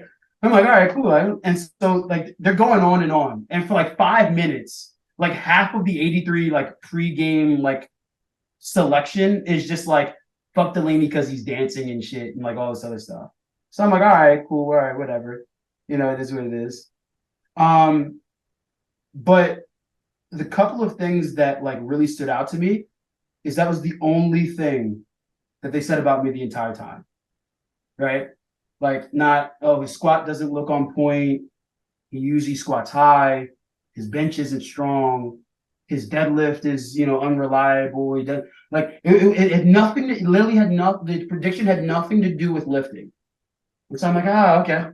Like that's the only thing you can find, right? Like you allow people to talk enough, they tell you what they're really thinking, and if they can't like fabricate something, they just try to find anything they can do, right? Like it's psychology 101. Like I'm very big on psychology. Psychology 101. Every decision that we make is emotional, and then we try to rationalize it with logic. And because that's their boy, they made the emotional decision that he's going to win, and they had to find some type of rationale to make that true. And the only rationale that you could come up with was that I dance after I celebrate for a lift. It's like that's a very rocky foundation to build a prediction on, right? Mind you, again, I'm hurt. I know I'm hurt. Don't nobody else know I'm hurt. I have no reason to feel good, right? Like this is the feelings that I get. I'm like, okay, cool. Listen to the whole thing. That's the only thing they say when it comes to like me as a lifter, right? And then the next thing that happened was Juren started talking. Right. And I paid very, very, very good attention to that. At this point, I'm like, my friend sent me this for a reason. Like, I'm going to make this 10 minutes count and like, listen. Juren started talking and like, he's all confident and everything. And like, I've seen some of his posts. He's feel confident. He should be confident. I would be 100% confident. I'm like, I'm thinking I think that he's pulling for 840. Like, like, I think that this is the day. Right. And he said something as well when it came to like going into the meet and all that. And I'm paraphrasing because I don't remember the exact terminology anymore, but it hit me like immediately, almost as much as like the Rory conversation. He said something along the lines of like, yeah, Delaney's the man to beat, blah, blah, blah, but he will be beaten, the whole like, yeah, confident thing. And then they said something and the record came up, like Russ's record came up. And he's like, yeah, like I don't care about like the record, whatever, whether it's beaten in Malta or beaten, another time, this and the other thing and that. And like that, just like that small just snippet, I was just like, it's already done. It was like, you have already lost. In my mind, that this God has already told me that you have lost. And the reason for that I'm telling you, it's crazy when it's so hard for me to explain some of these. The reason why that phrase in and of itself told me that this is done, and then there's something else later, but that was the main thing, was because the fact that you said that you do not care about breaking that record, but in the same vein, you believe that you are going to win, shows me that, again, you made the emotional decision that you think that you're going to win, and you're rationalizing it by thinking that between Sheffield and now, you were the only person that could have conceivably gotten stronger. His meet was a week before mine. If he gotten stronger, you cannot, if you know nothing, like obviously I know I'm hurt. I'm holding on by threads. But if you know nothing about me and my training and I'm posting nothing, right? How can you conceivably think that you're the only one that can make progress between your meet and worlds? Which means that the progress that you made, you do not believe is enough to go after that world record that, as you said at the beginning, I barely missed by a lockout, which by definition then means that you are not in the mental frame of mind to go with me toe to toe. I was like, I physically think he could do it. I'm on the record. I physically think that he could do it. I believe he has the capacity to squat 705. I believe he has the capacity to do whatever he has to do on bench to set up the deadlift to go do it. I believe that physically could do it. Mentally, I was like, you have not gone to the place where you needed to mentally in order to beat me, and that is going to be your downfall. Because me, when I said the goal is, it's not by if you have to get there, it's by how much. I believe that. I believe that that was what I had to do, and that was what I was willing to go through. Obviously, it doesn't play out that way, but I'm like, the mental fortitude and the mental like resolve that you have to go to that place, you have not gone there, which means that when the bullets fly, I don't know what's going to happen. I don't know why. I don't know how the chips are going to fall out, but you are not mentally ready to come into that place and beat me on that day. Try again next year. That is what I felt. Like, period. Like the just little things like that. I was like, you do not have enough in you mentally yet to go there. Therefore, you have already lost. Right? The battle is won before it is even fought. Right? And I heard that and I almost turned it off, just like turned off the Rory thing. But I'm like, you want to know what? My friend said this to me. I'm going to listen to the whole thing. They can't be talking about the 83s forever. They got all the weight classes to do. I finished it all off. And then the last thing that tipped me off that said, okay, like, I might not be healthy, but like, I'm going to show up and I'm going to give you what I have. And I think what I have is going to be enough for the day, regardless of where it falls. I think it was Abdul. I forgot who said it, but the very, very, very last thing before they moved on, I remember with it like so clear. They were like, "Yeah, I think Jones is gonna try to go for like a world record squat or blah blah blah. This the other thing, da da da." And then the very last thing he said, right following that, he was like, "But if Delaney comes with that 200 kilo bench, he just stopped, and then he moved on." And I was just like, you fucked up. You fucked up. The only thing that you said about me was that I dance and that you're scared of my bench. And that was and that was all you had enough to say that I was going to lose. I was like, that's not enough. I was like, y'all don't believe it. I was like, everybody in there is part of the training. That's the camp. You see what's going on. You know how great camp is going. You know all the secrets. I know nothing. I know absolutely nothing. You don't believe it. And just like those three little instances, like those three things I picked out, I don't know if it's just me just trying to, again, like I'm emotional. So I'm trying to find some way to like continue to rile myself up as I'm battling through this prep. But like, I just had that feeling again. And I was just like, I don't know what's going to happen, but you, my sir, are not ready to win. I don't know what it is, but you're not ready. And that was all I needed. And I was like, it's done. I was like, it's done. So I do my phone, some friggin' alarm went off there. Dude, that's crazy that you like could pick all that apart. It's true though what you said, where you're like, if I did 835 and we got 2 months to go, you should be telling yourself it's the world record because you had the world record like a month out, an inch out from lockout. So it's true where it's like, if you get posed the question about the world record and you're like, I don't care about the world record, I'm not interested. No, but you should be thinking, I'm about to break the world record. So you have to do that to beat me. So if you're put on the spot and you're thinking, You're not worried about breaking the world record. You're worried about beating me, but you should be thinking I'm going to break the world record. Everything would indicate I'm capable of with 2 months. So everything would indicate you will have to be capable in 2 months. And if you're unsure about breaking the world record, you're unsure about beating me. And that's all you had to hear.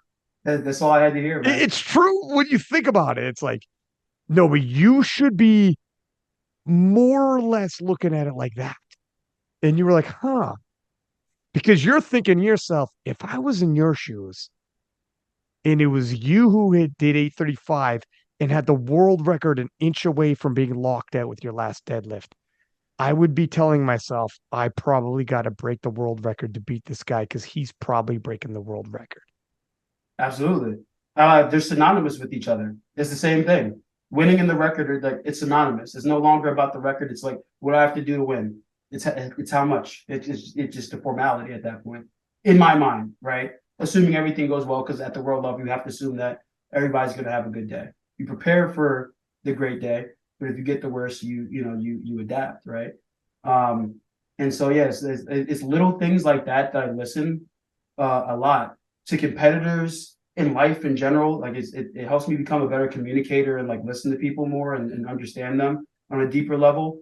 And what you find, and I've seen it on like on some of your podcasts and like on different podcasts. And I'm going to say powerlifters just because we're in a powerlifting podcast.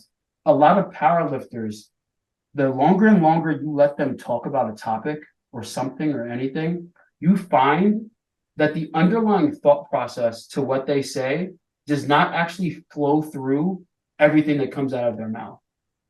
Right? If one thing is true, that means the other also must be true as well. And all of a sudden, between like point A and point B, they're like, oh yeah, well, da da da da, this is the cool, but no, this doesn't count, blah blah blah blah.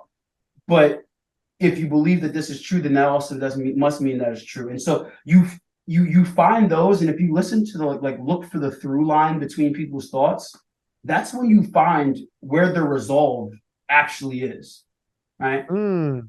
And The so inconsistencies in how they're trying to present themselves, like it's a little inconsistent here. So there absolutely, must be a little bit of doubt here. There must absolutely, be all of a sudden you're like, hmm. absolutely, man. And that's why I'm very I mean, also like I'm very big on I just say what I actually believe, and like if I don't believe it, then it is what it is, or blah blah. But like what you say, and more important, almost sometimes more importantly, what you don't say is just as important. And so yeah, man, I heard that immediately, just like the Rory thing the other time, and I'm just like, I have no objective reason to feel this confident, but we're getting the second one. Might not be the day I want. Like I am 100% aware. It might not be the day I want, and I won't find out until I do my first warm up on squat. Right? Like it's already too late when I find out. But like you're just not ready yet mentally. Physically, I believe I believe he was capable of it last year. Right? You know what I'm saying? I think like we talked in DMs. I'm like, yo, bro, like I think you're 100% capable. I'm like 100% think he's physically one of the strongest AAPs in the world. But yeah, I think there's also a mental aspect to like any sport and anything, which is why like I also kind of ding myself with how I allowed my resolve to start to waver after bench because I'm just so frustrated. Like you have to tighten that up, and I'll do that. Right. First time for everything. I usually pride myself for not getting like dinged for technical calls, and then when you hear there might be like some side eyeing on the side, you're like, kind of values you up, but I have to be better. That same thing there, right? And so it's funny. I've only told a couple of people that, and usually it's people that like I know have played like football, basketball, or baseball, or like boxing or something. Like it's a very select few people that like I can share that like story or that thought with, and they immediately are just like, I didn't think about it that way, but I understand, right? And you're right. But yeah, that was literally the dagger in like the whole coffin thing that like internally solidified in my mind that just show up and give everything, and everything that you give will be enough. Put it this way too. And yeah. Sorry, go ahead. Did you have more you wanted to add? No. I'm just Okay, really okay. glad at this point. So, um, it also doesn't matter whether or not you pegged it right or wrong factually. Yeah, It's your belief in it that makes you solidify that you're going to win. And that's just as powerful. Let me explain and expand on that. So, whether or not Rory was just wording it the way he words it, and maybe he absolutely. had no information. And maybe it was like, no, that's how I meant, as I'm obligated as a fellow Kiwi, as a fellow. So, but it honestly, it doesn't matter because as an athlete with that internal belief, looking for something, whether or not it's real or not, you heard what you needed to hear, walk away, and now you're like, I'm going to win.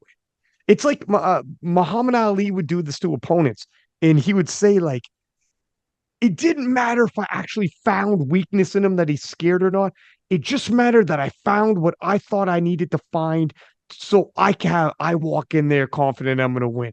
And in the end, all that matters is that I got that. I really after don't care 5 years later if you walk up to me like, to be honest with you, you pegged me wrong. It's like, really don't fucking care, bro. I got what I needed. So when I walked in there, I was confident and I pulled off the win and I won, huh? All of it doesn't matter after that. I find my way that I make myself believe. It goes back to me saying when I talk to some guys who don't think the way some of you elite athletes think, which is fascinating. That's why I love having these conversations. And they're like, man, they make little things into big things and walk around with it. It's like, yeah, they do that on purpose. Like it's a tool.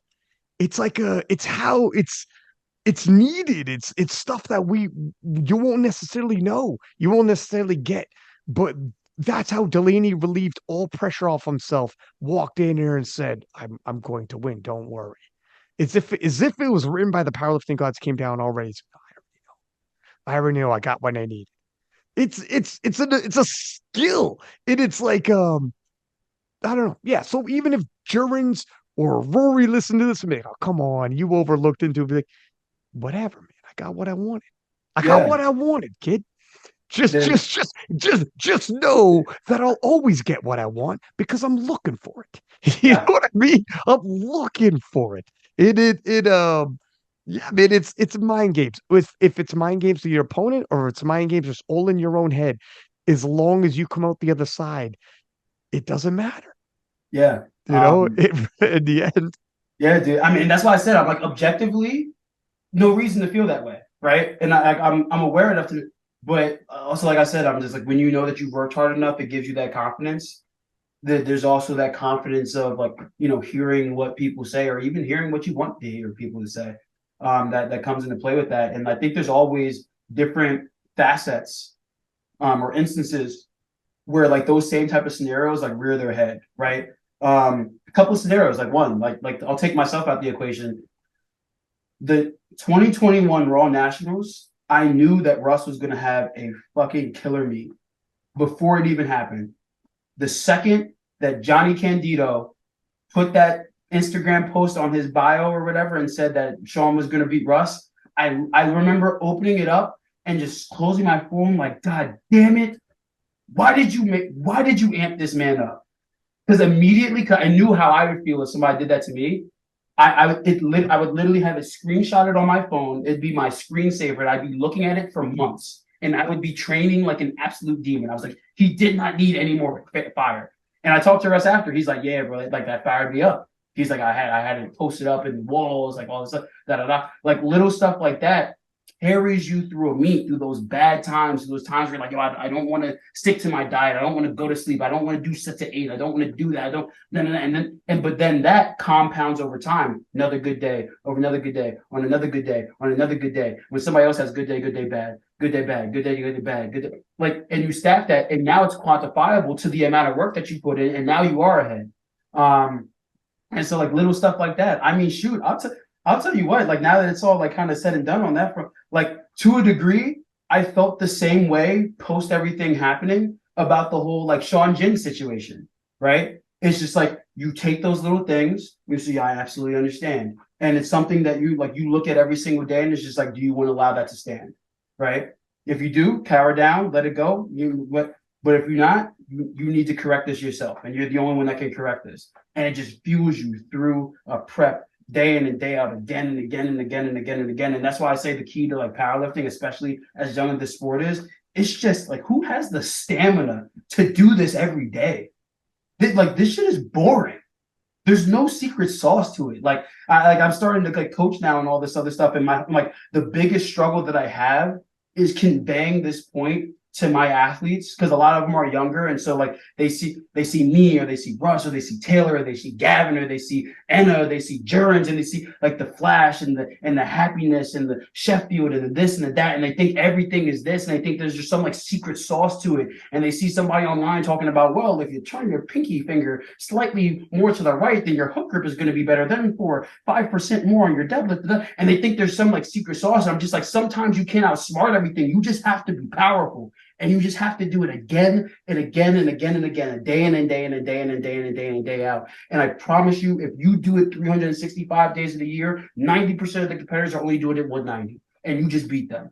Compounding interest. I work in finance. Compounding interest is the godfather of all of everything financial, right?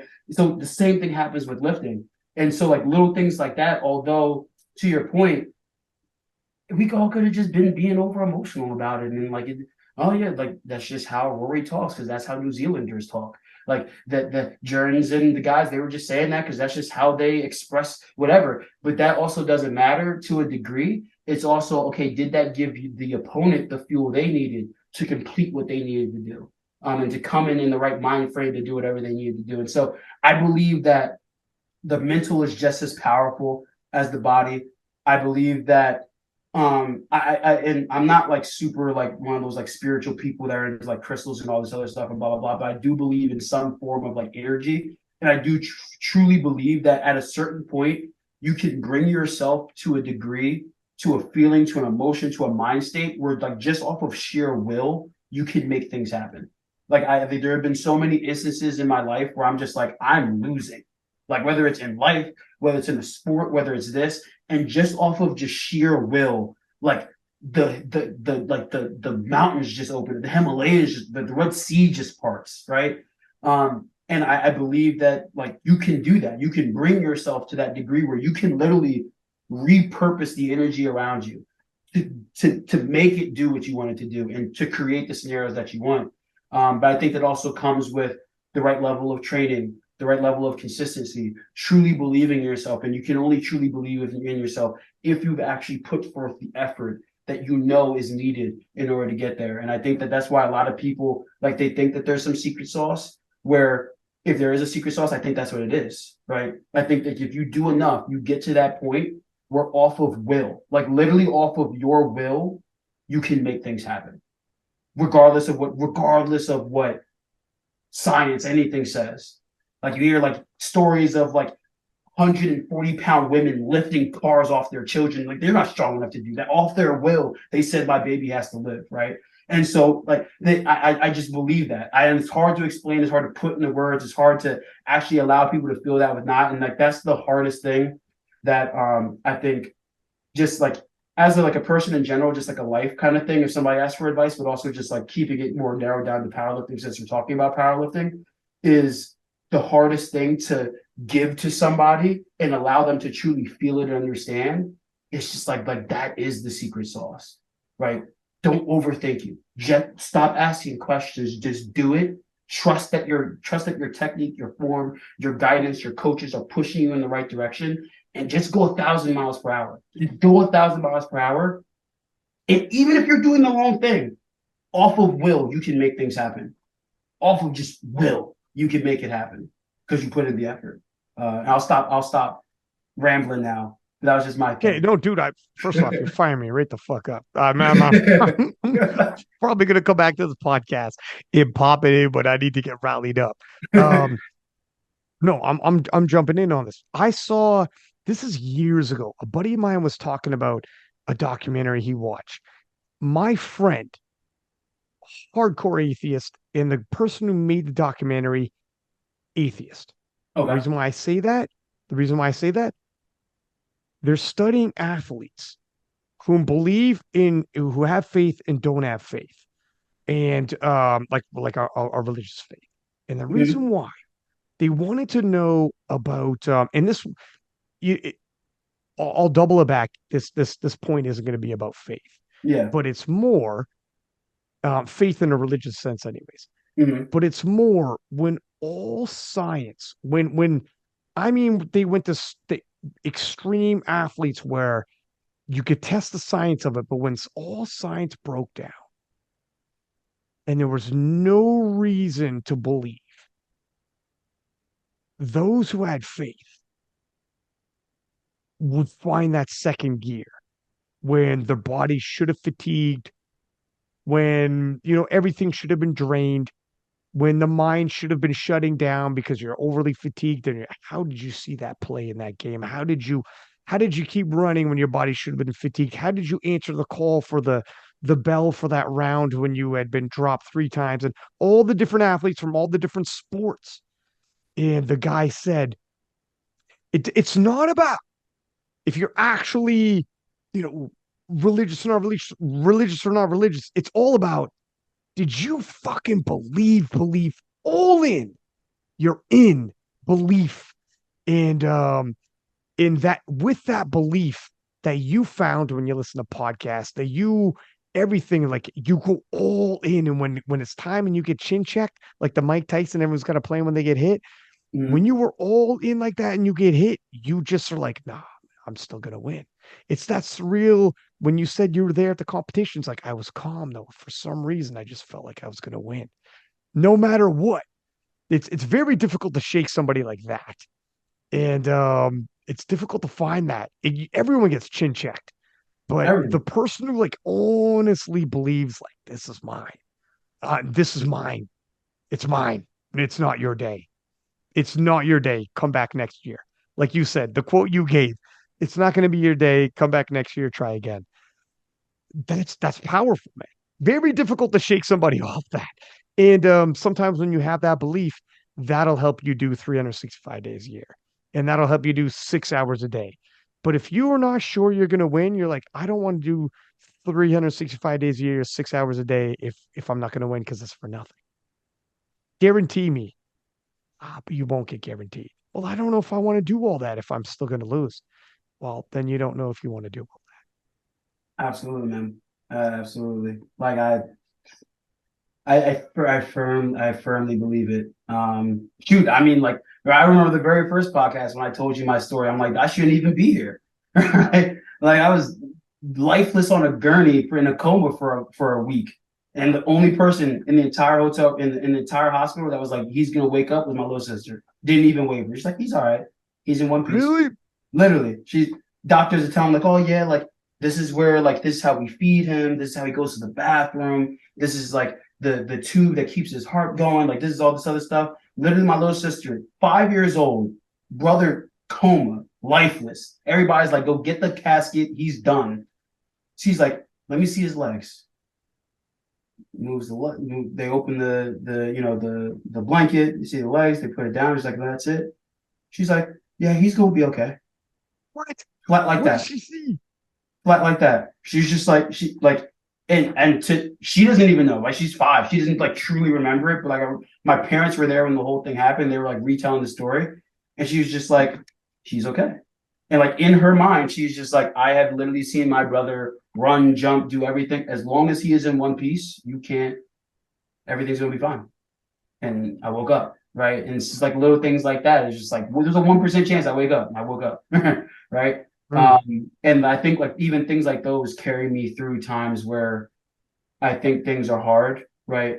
Like take powerlifting hard isn't life hard, right? There's countless stories of people even on your podcast that told you real hard stories, right? Mm. There's countless times in my life I'm like, damn, I don't even know I'm gonna get through this. I'm like, and you make it through, right?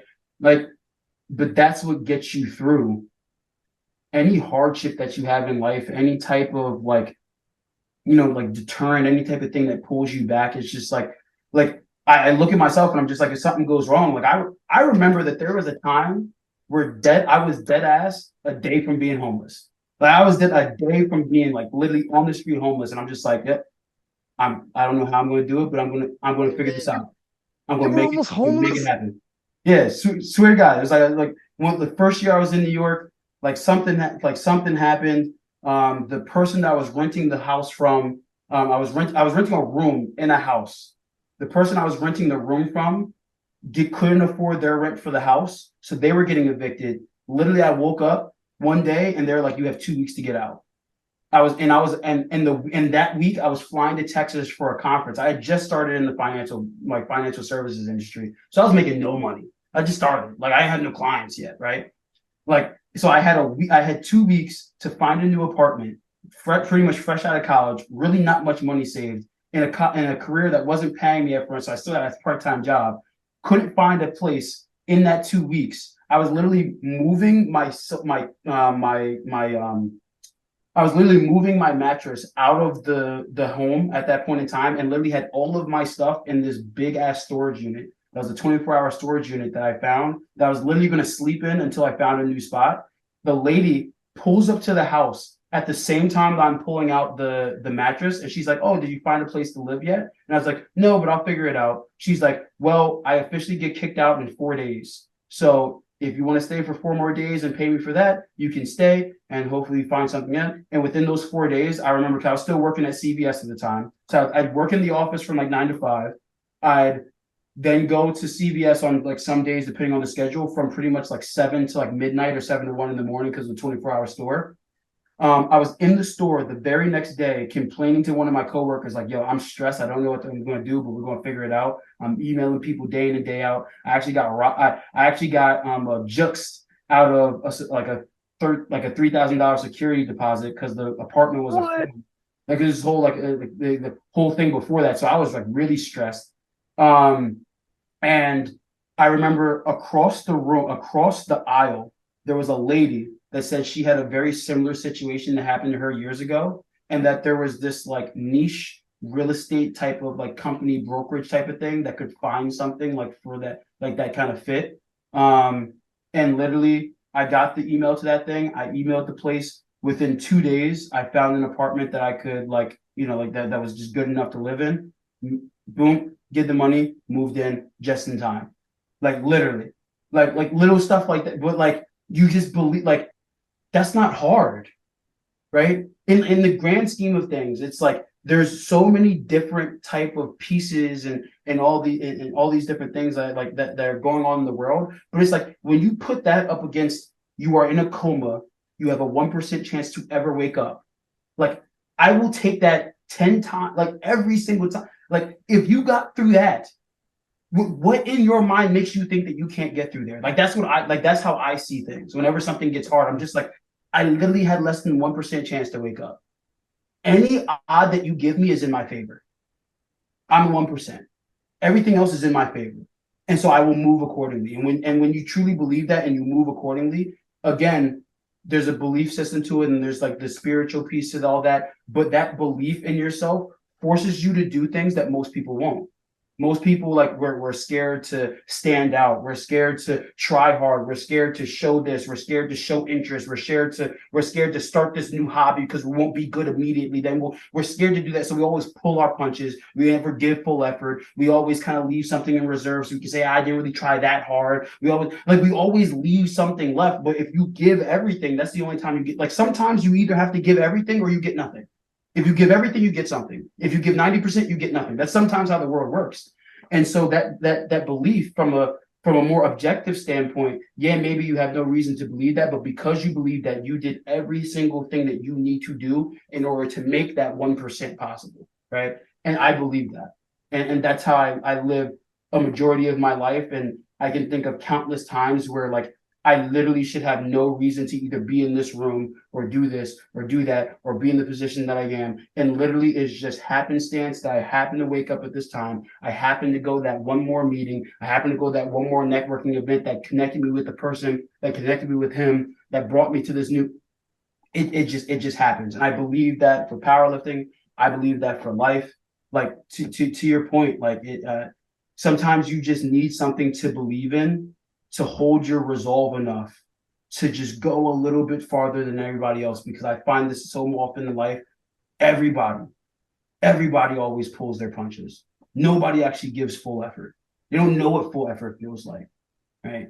And if you do give full effort, sometimes that impossible thing happens because we actually gave what was required of us to actually get to that next level, right? Sometimes you need to give 100%. 99 isn't always enough. Dude, I'm so glad you're doing public speaking first off now. And because yeah, you get me riled up. It also another thing would be would believe your belief gets tested because people can believe when everything's going good. But there's a quote, I don't want to butcher, but it goes along the lines of true belief is when you could jump from failure to failure without losing enthusiasm. Stay 100% when you took an L. Mhm. Stay 100% when you took another L. How many L's in a row can you take and still give 100%? Or after you've taken enough L's, you're like, why am I fucking giving 100%? Why don't I just give 90 this time? I took an L. I gave 100% last 3 times I took L's. And it's like, yeah, now you're getting your belief shit rattled a little bit, huh? And that's where it gets tough. That's the tough stuff. That's Damn when that, yeah, now we're talking. Now we're talking. And some things in life, who knows, man? It's yeah, it's very interesting. And also another thing is where luck is actually just when preparation meets opportunity. So when Absolutely. people like are like, you got lucky, fair enough. I got lucky that the opportunity arose when it did, but I also was prepared. I was Absolutely. ready. And that's from years of whatever it is, whether it's education, working in that industry and like killing yourself getting ready. So when that moment door opened up, you jump through it, whatever it was. It's yes, an opportunity arose, but you were prepared to seize that opportunity. That's luck. Because there's situations where if this opportunity arose for all these other people, they wouldn't have been able to see it through. So there's things at play, man. Which all of Absolutely. those skills you said become an asset. Absolutely. So yeah, that's like Recommend. the behind the scenes of like the mindset of like just like the prep in general. Just like I truly believe all that. It's weird. Sometimes it's hard to explain, but I don't You know. did it. You did a pretty good job, man. You did a pretty good job. It is fascinating talking to like elite level athletes, man. Nobody's quite the same. Everyone's got different ways of viewing it. And yeah, you don't want to tinker with too much. Let the person keep moving in those moves. You know what I mean? Like you Absolutely. don't want, but you do want to dive into ask questions. It is very, very interesting because not a lot of people think like this. I think athletes and like extremely well-to-do like business people who have like murdered it in business and whatnot, or like politicians and stuff, people who've rose to the top of their specific areas probably have some commonalities in their thinking. Absolutely. I've been fortunate enough to like meet a few people that like I admire like very heavily from like a business standpoint and what they've been able to build. Again, like to your point, like against all odds, right? They no real reason why they should have been able to build this and nobody else could, but they did. And yet, I mean, they say very similar things. He's like, I have a boy that owns like a cleaning company. He owned like a few other companies that he then sold. And like literally he's just like, I'm just some regular dude from the Bronx, but nobody else wanted to put in 15-hour days. And so I put in 15-hour days. And then I had the opportunity to buy into this company or get equity based on my work. And so I did that and I took it over. And then I did this. And it's, again, like to your point, like luck is when you're able to seize the opportunity to do your preparation. And so there is like a funny correlation. And that's why like I try to let people know this isn't just like a powerlifting thing, like whether it's business people, whether it's like musicians, whether it's artists, whether it's powerlifters, whether it's a football player, basketball player, hockey, football for like overseas, like anything. Like I think anybody that starts to achieve great things, they all have very similar beliefs. They might go about it in different ways, but there's like there's that through line that always comes through. And there's going to be people that are just freak athletes or just freakly gifted or had to. And what you'll find is that a majority of them, they don't hold that position for very long.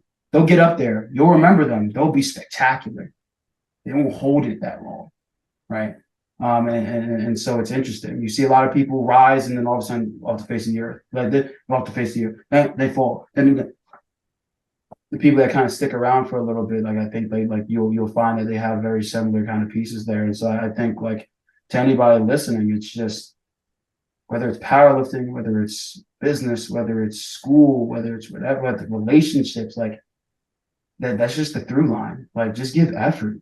Just give. It's not cool not to give effort, man. Like give effort. Give it your all. Like have pride on everything that you put your name on, and like you'll find that the things that you put your name on start to have more value because you made it more valuable with your effort. I remember talking to a guy back in the day when I was on a reality TV show. I remember talking to a guy and him telling me, and he didn't know me, he just knew me from the neighborhood. Mm-hmm. And we were out and about. I think probably like downtown somewhere, bumped into each other. And he's like, "Yeah, isn't it crazy, man? You got lucky and like all this just kind of fell on your lap. Isn't life crazy?" And I remember thinking, like, "Yeah, sure." And I just left it at like, "Yeah, crazy, man."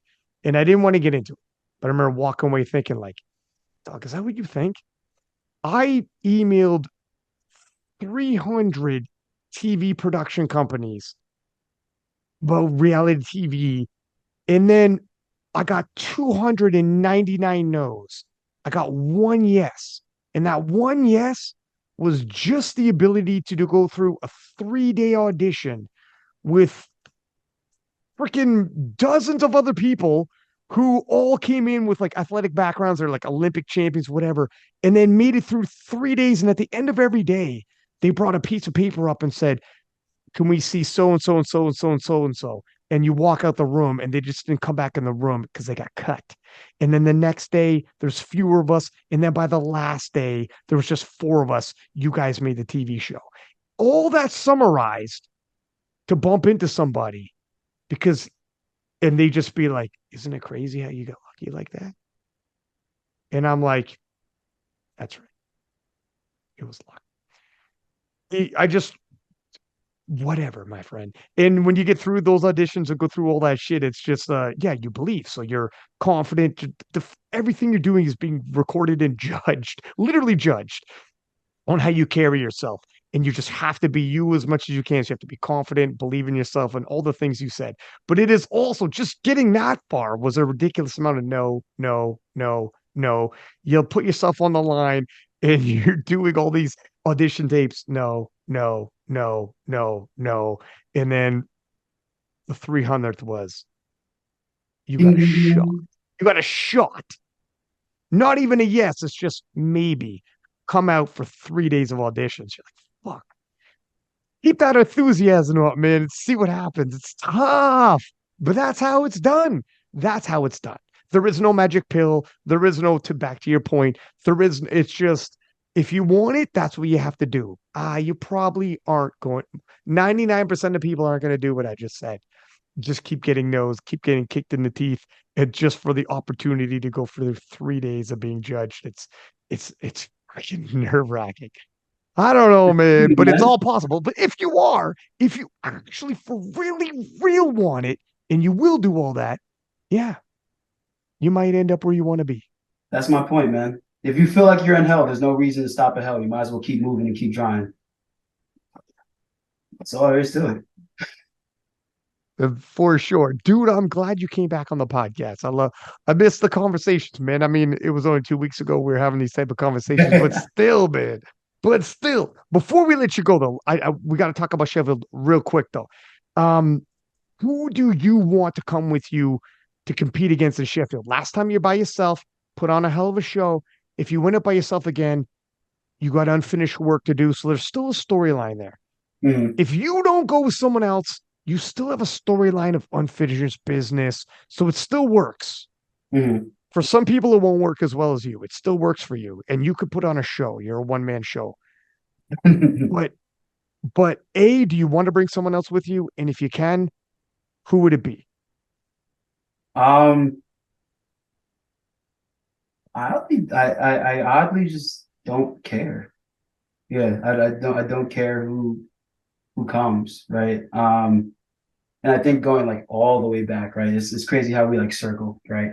Going all the way back to like the beginning where you're like, oh, yo, like there was a point in time where you were gonna do the whole USAPL thing and try to, catch Russ, and then you just said I'm going to do my own path, and like in doing things like that, and then like it working out, in some way, shape, or form. Like I've started to detach myself a lot from like all of like the exterior things like that. Like if Jurgens comes, great. I'm gonna give everything. If Enna comes, great. I'm gonna give everything. They bring every 83 that compete at work, great. I'm gonna bring everything.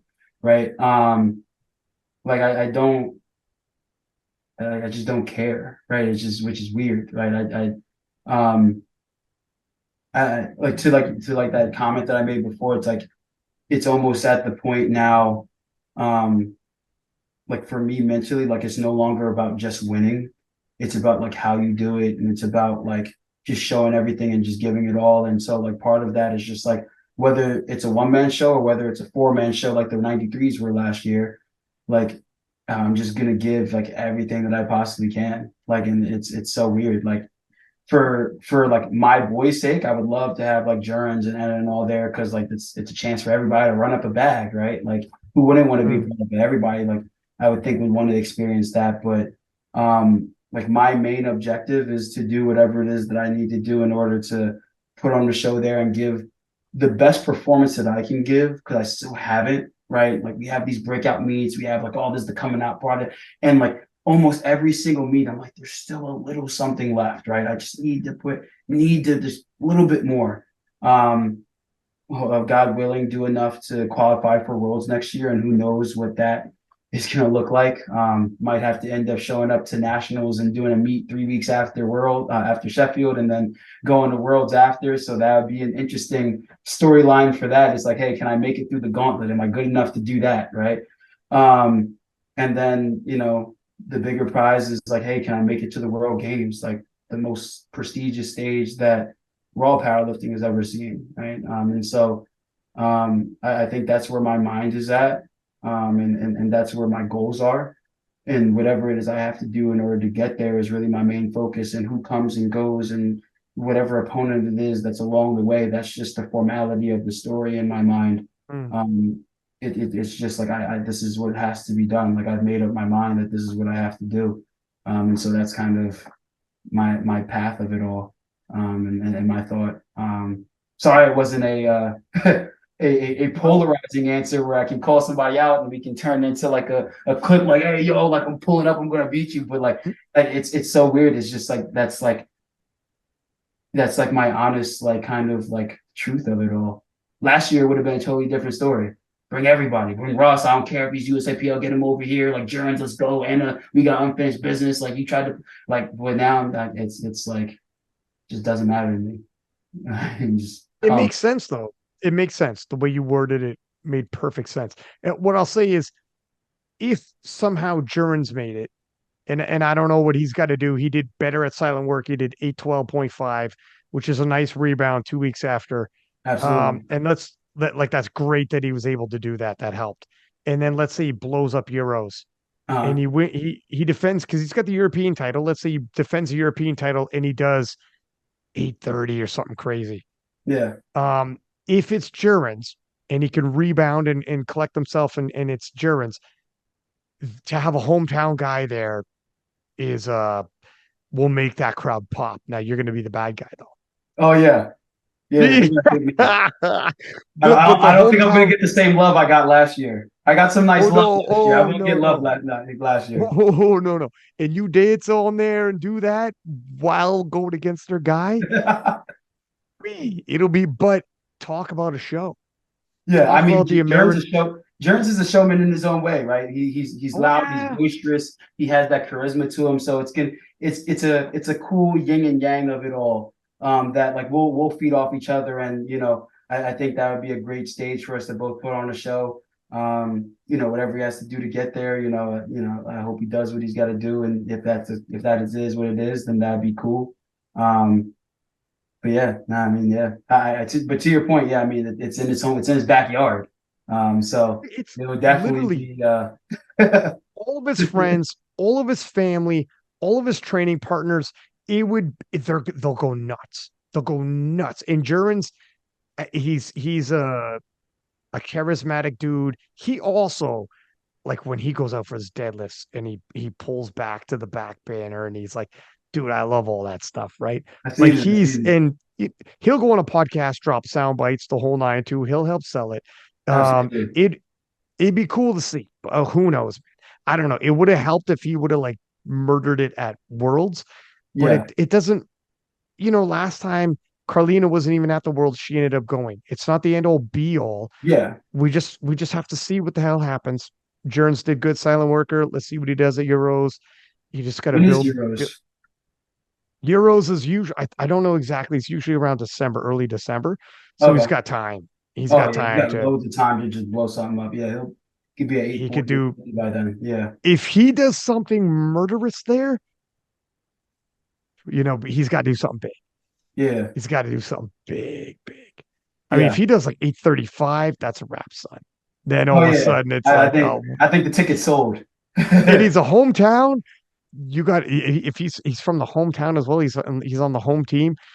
Now you got yourself your head-to-head unfinished business. Let's rock and roll type. The showdown we were waiting for at Worlds. Both SBD But athletes. Yeah. SPD athlete, the whole nine, yeah. And but to your point, even if it's nobody, you gave an amazing show last time, all solo 83. And you have unfinished business yourself where you're like, hey man, I can improve upon. I got data points I want to improve upon, just working on myself. I got the perfect days and whatever. Like it's gonna be good no matter what. Yeah. But yeah, dog, we'll see. I'm excited as hell to see it. Anyways, before I let you go, one more question. What was there standout at Worlds? What performances stood out for you?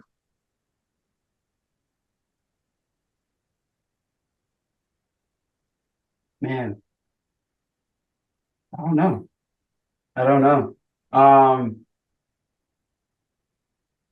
If you look at the men's, uh, Hallie I Johansson. mean, the only men's show that I saw from start to finish was the 93s.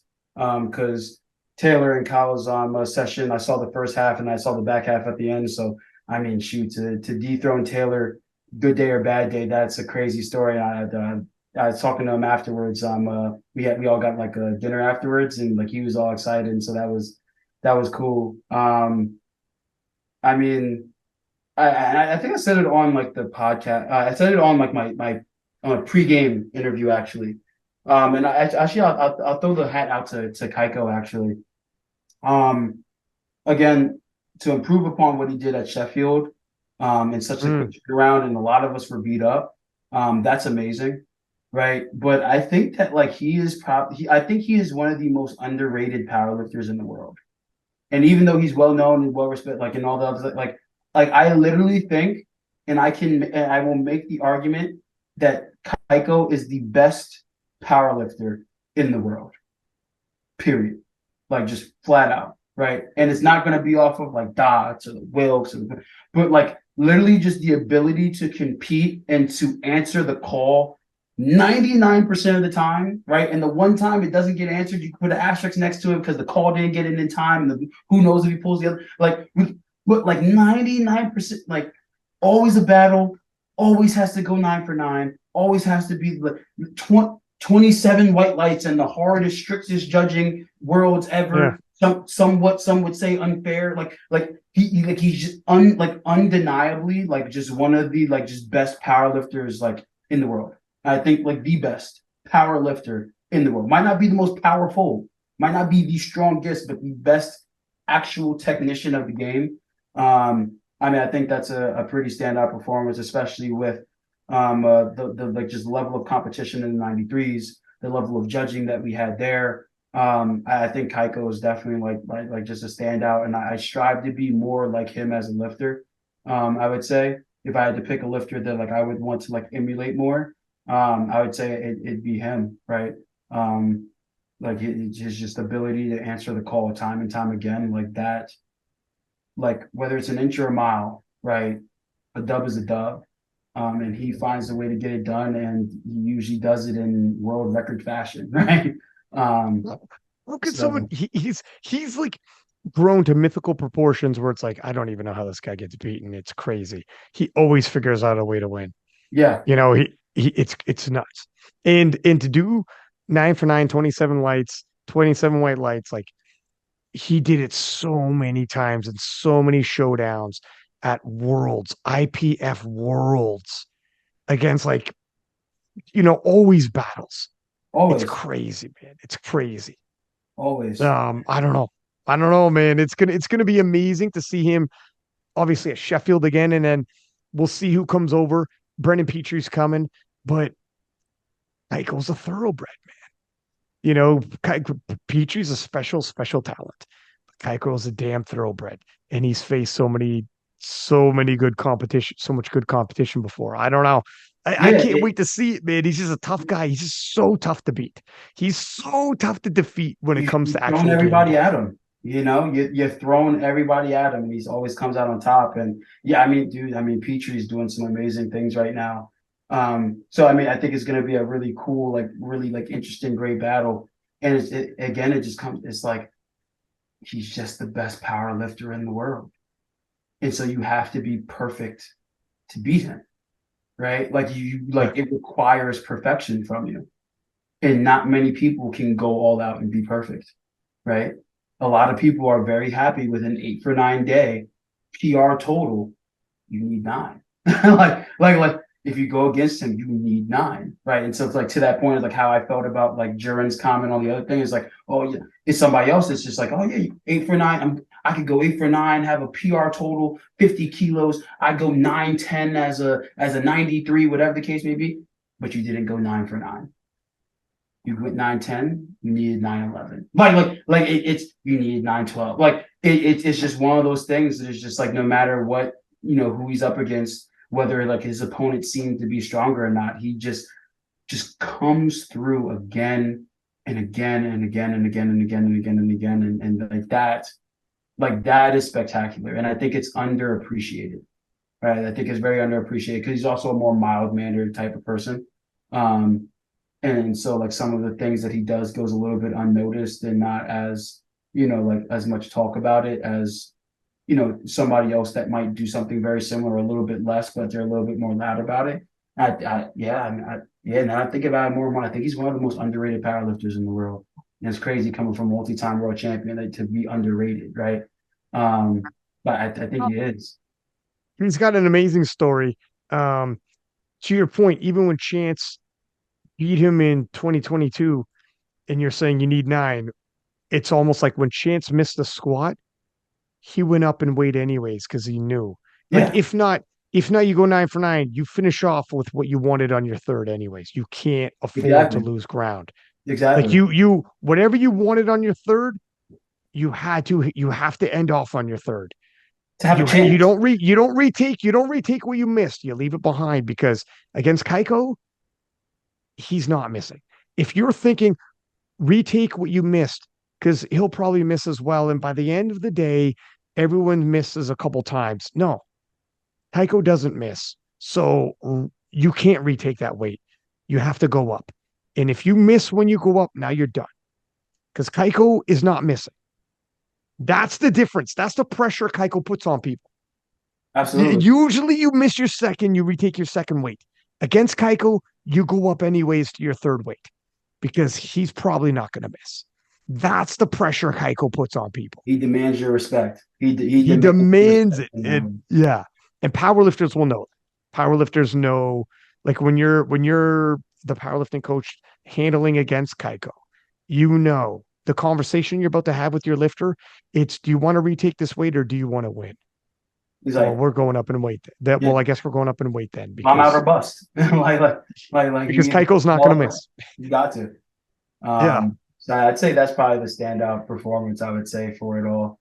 And as Joey says, what do you say? Reclaim balance or restored balance. yeah, yeah. You got so We yeah, restore balance with the 93s with Keiko back on top. yeah, Um, yeah, yeah. No, I like it. I like talking about Keiko because, yeah, to your point, Keiko's not going to talk big on social media. Sometimes when we hop on the podcast, we give him a little bit of love, like gas him up a little bit, like we did right now. Because yeah, he's mild mannered, humbled man, but man, he's had a couple podcasts with me that were bangers because he'll be open up and honest. He won't be braggadocious and drop sound bites, but he'll be honest about his life. That's like freaking to a level most people don't. Yeah, But we all got skills, man. We all got skills we bring to the table, right? That's Keiko, man. He's totally different. We're absolutely. living, yeah. But anyways, listen, man. Thank you for coming on. It's getting late as hell for us. It's damn near midnight. We're both working Yeah. men who got to get back to who got to wake up early. But yeah, man, we're closing in on 3 hours, man. How you freaking like that? Oh wow, really? We Oh dang. we got to It we did. got to work. We got to work on this one, man. Yeah. Um, I don't know when the World next time record I'm for gonna see you, podcast time. dude. I'm not sure the next time we're gonna talk. Let's stay close in the DMs like we always do, and we'll hop on a podcast long before Sheffield. We'll talk. I'll get your input, man. Euros will come and go, and we'll talk about it. Get your input. You'll, see the highlights and see who did what, and we'll revisit some of these conversations we had. But Absolutely. listen, good luck. Rest up. Get the growing back on to 100%. You got plenty of time, so don't do anything crazy. Take it easy, and dog, we'll bring it back. And for everybody listening, we'll run it back. Hopefully at Sheffield. And for everybody listening, please do give us high ratings, subscribe as per usual. And until next time, six pack Lapadat, six up, and we are out.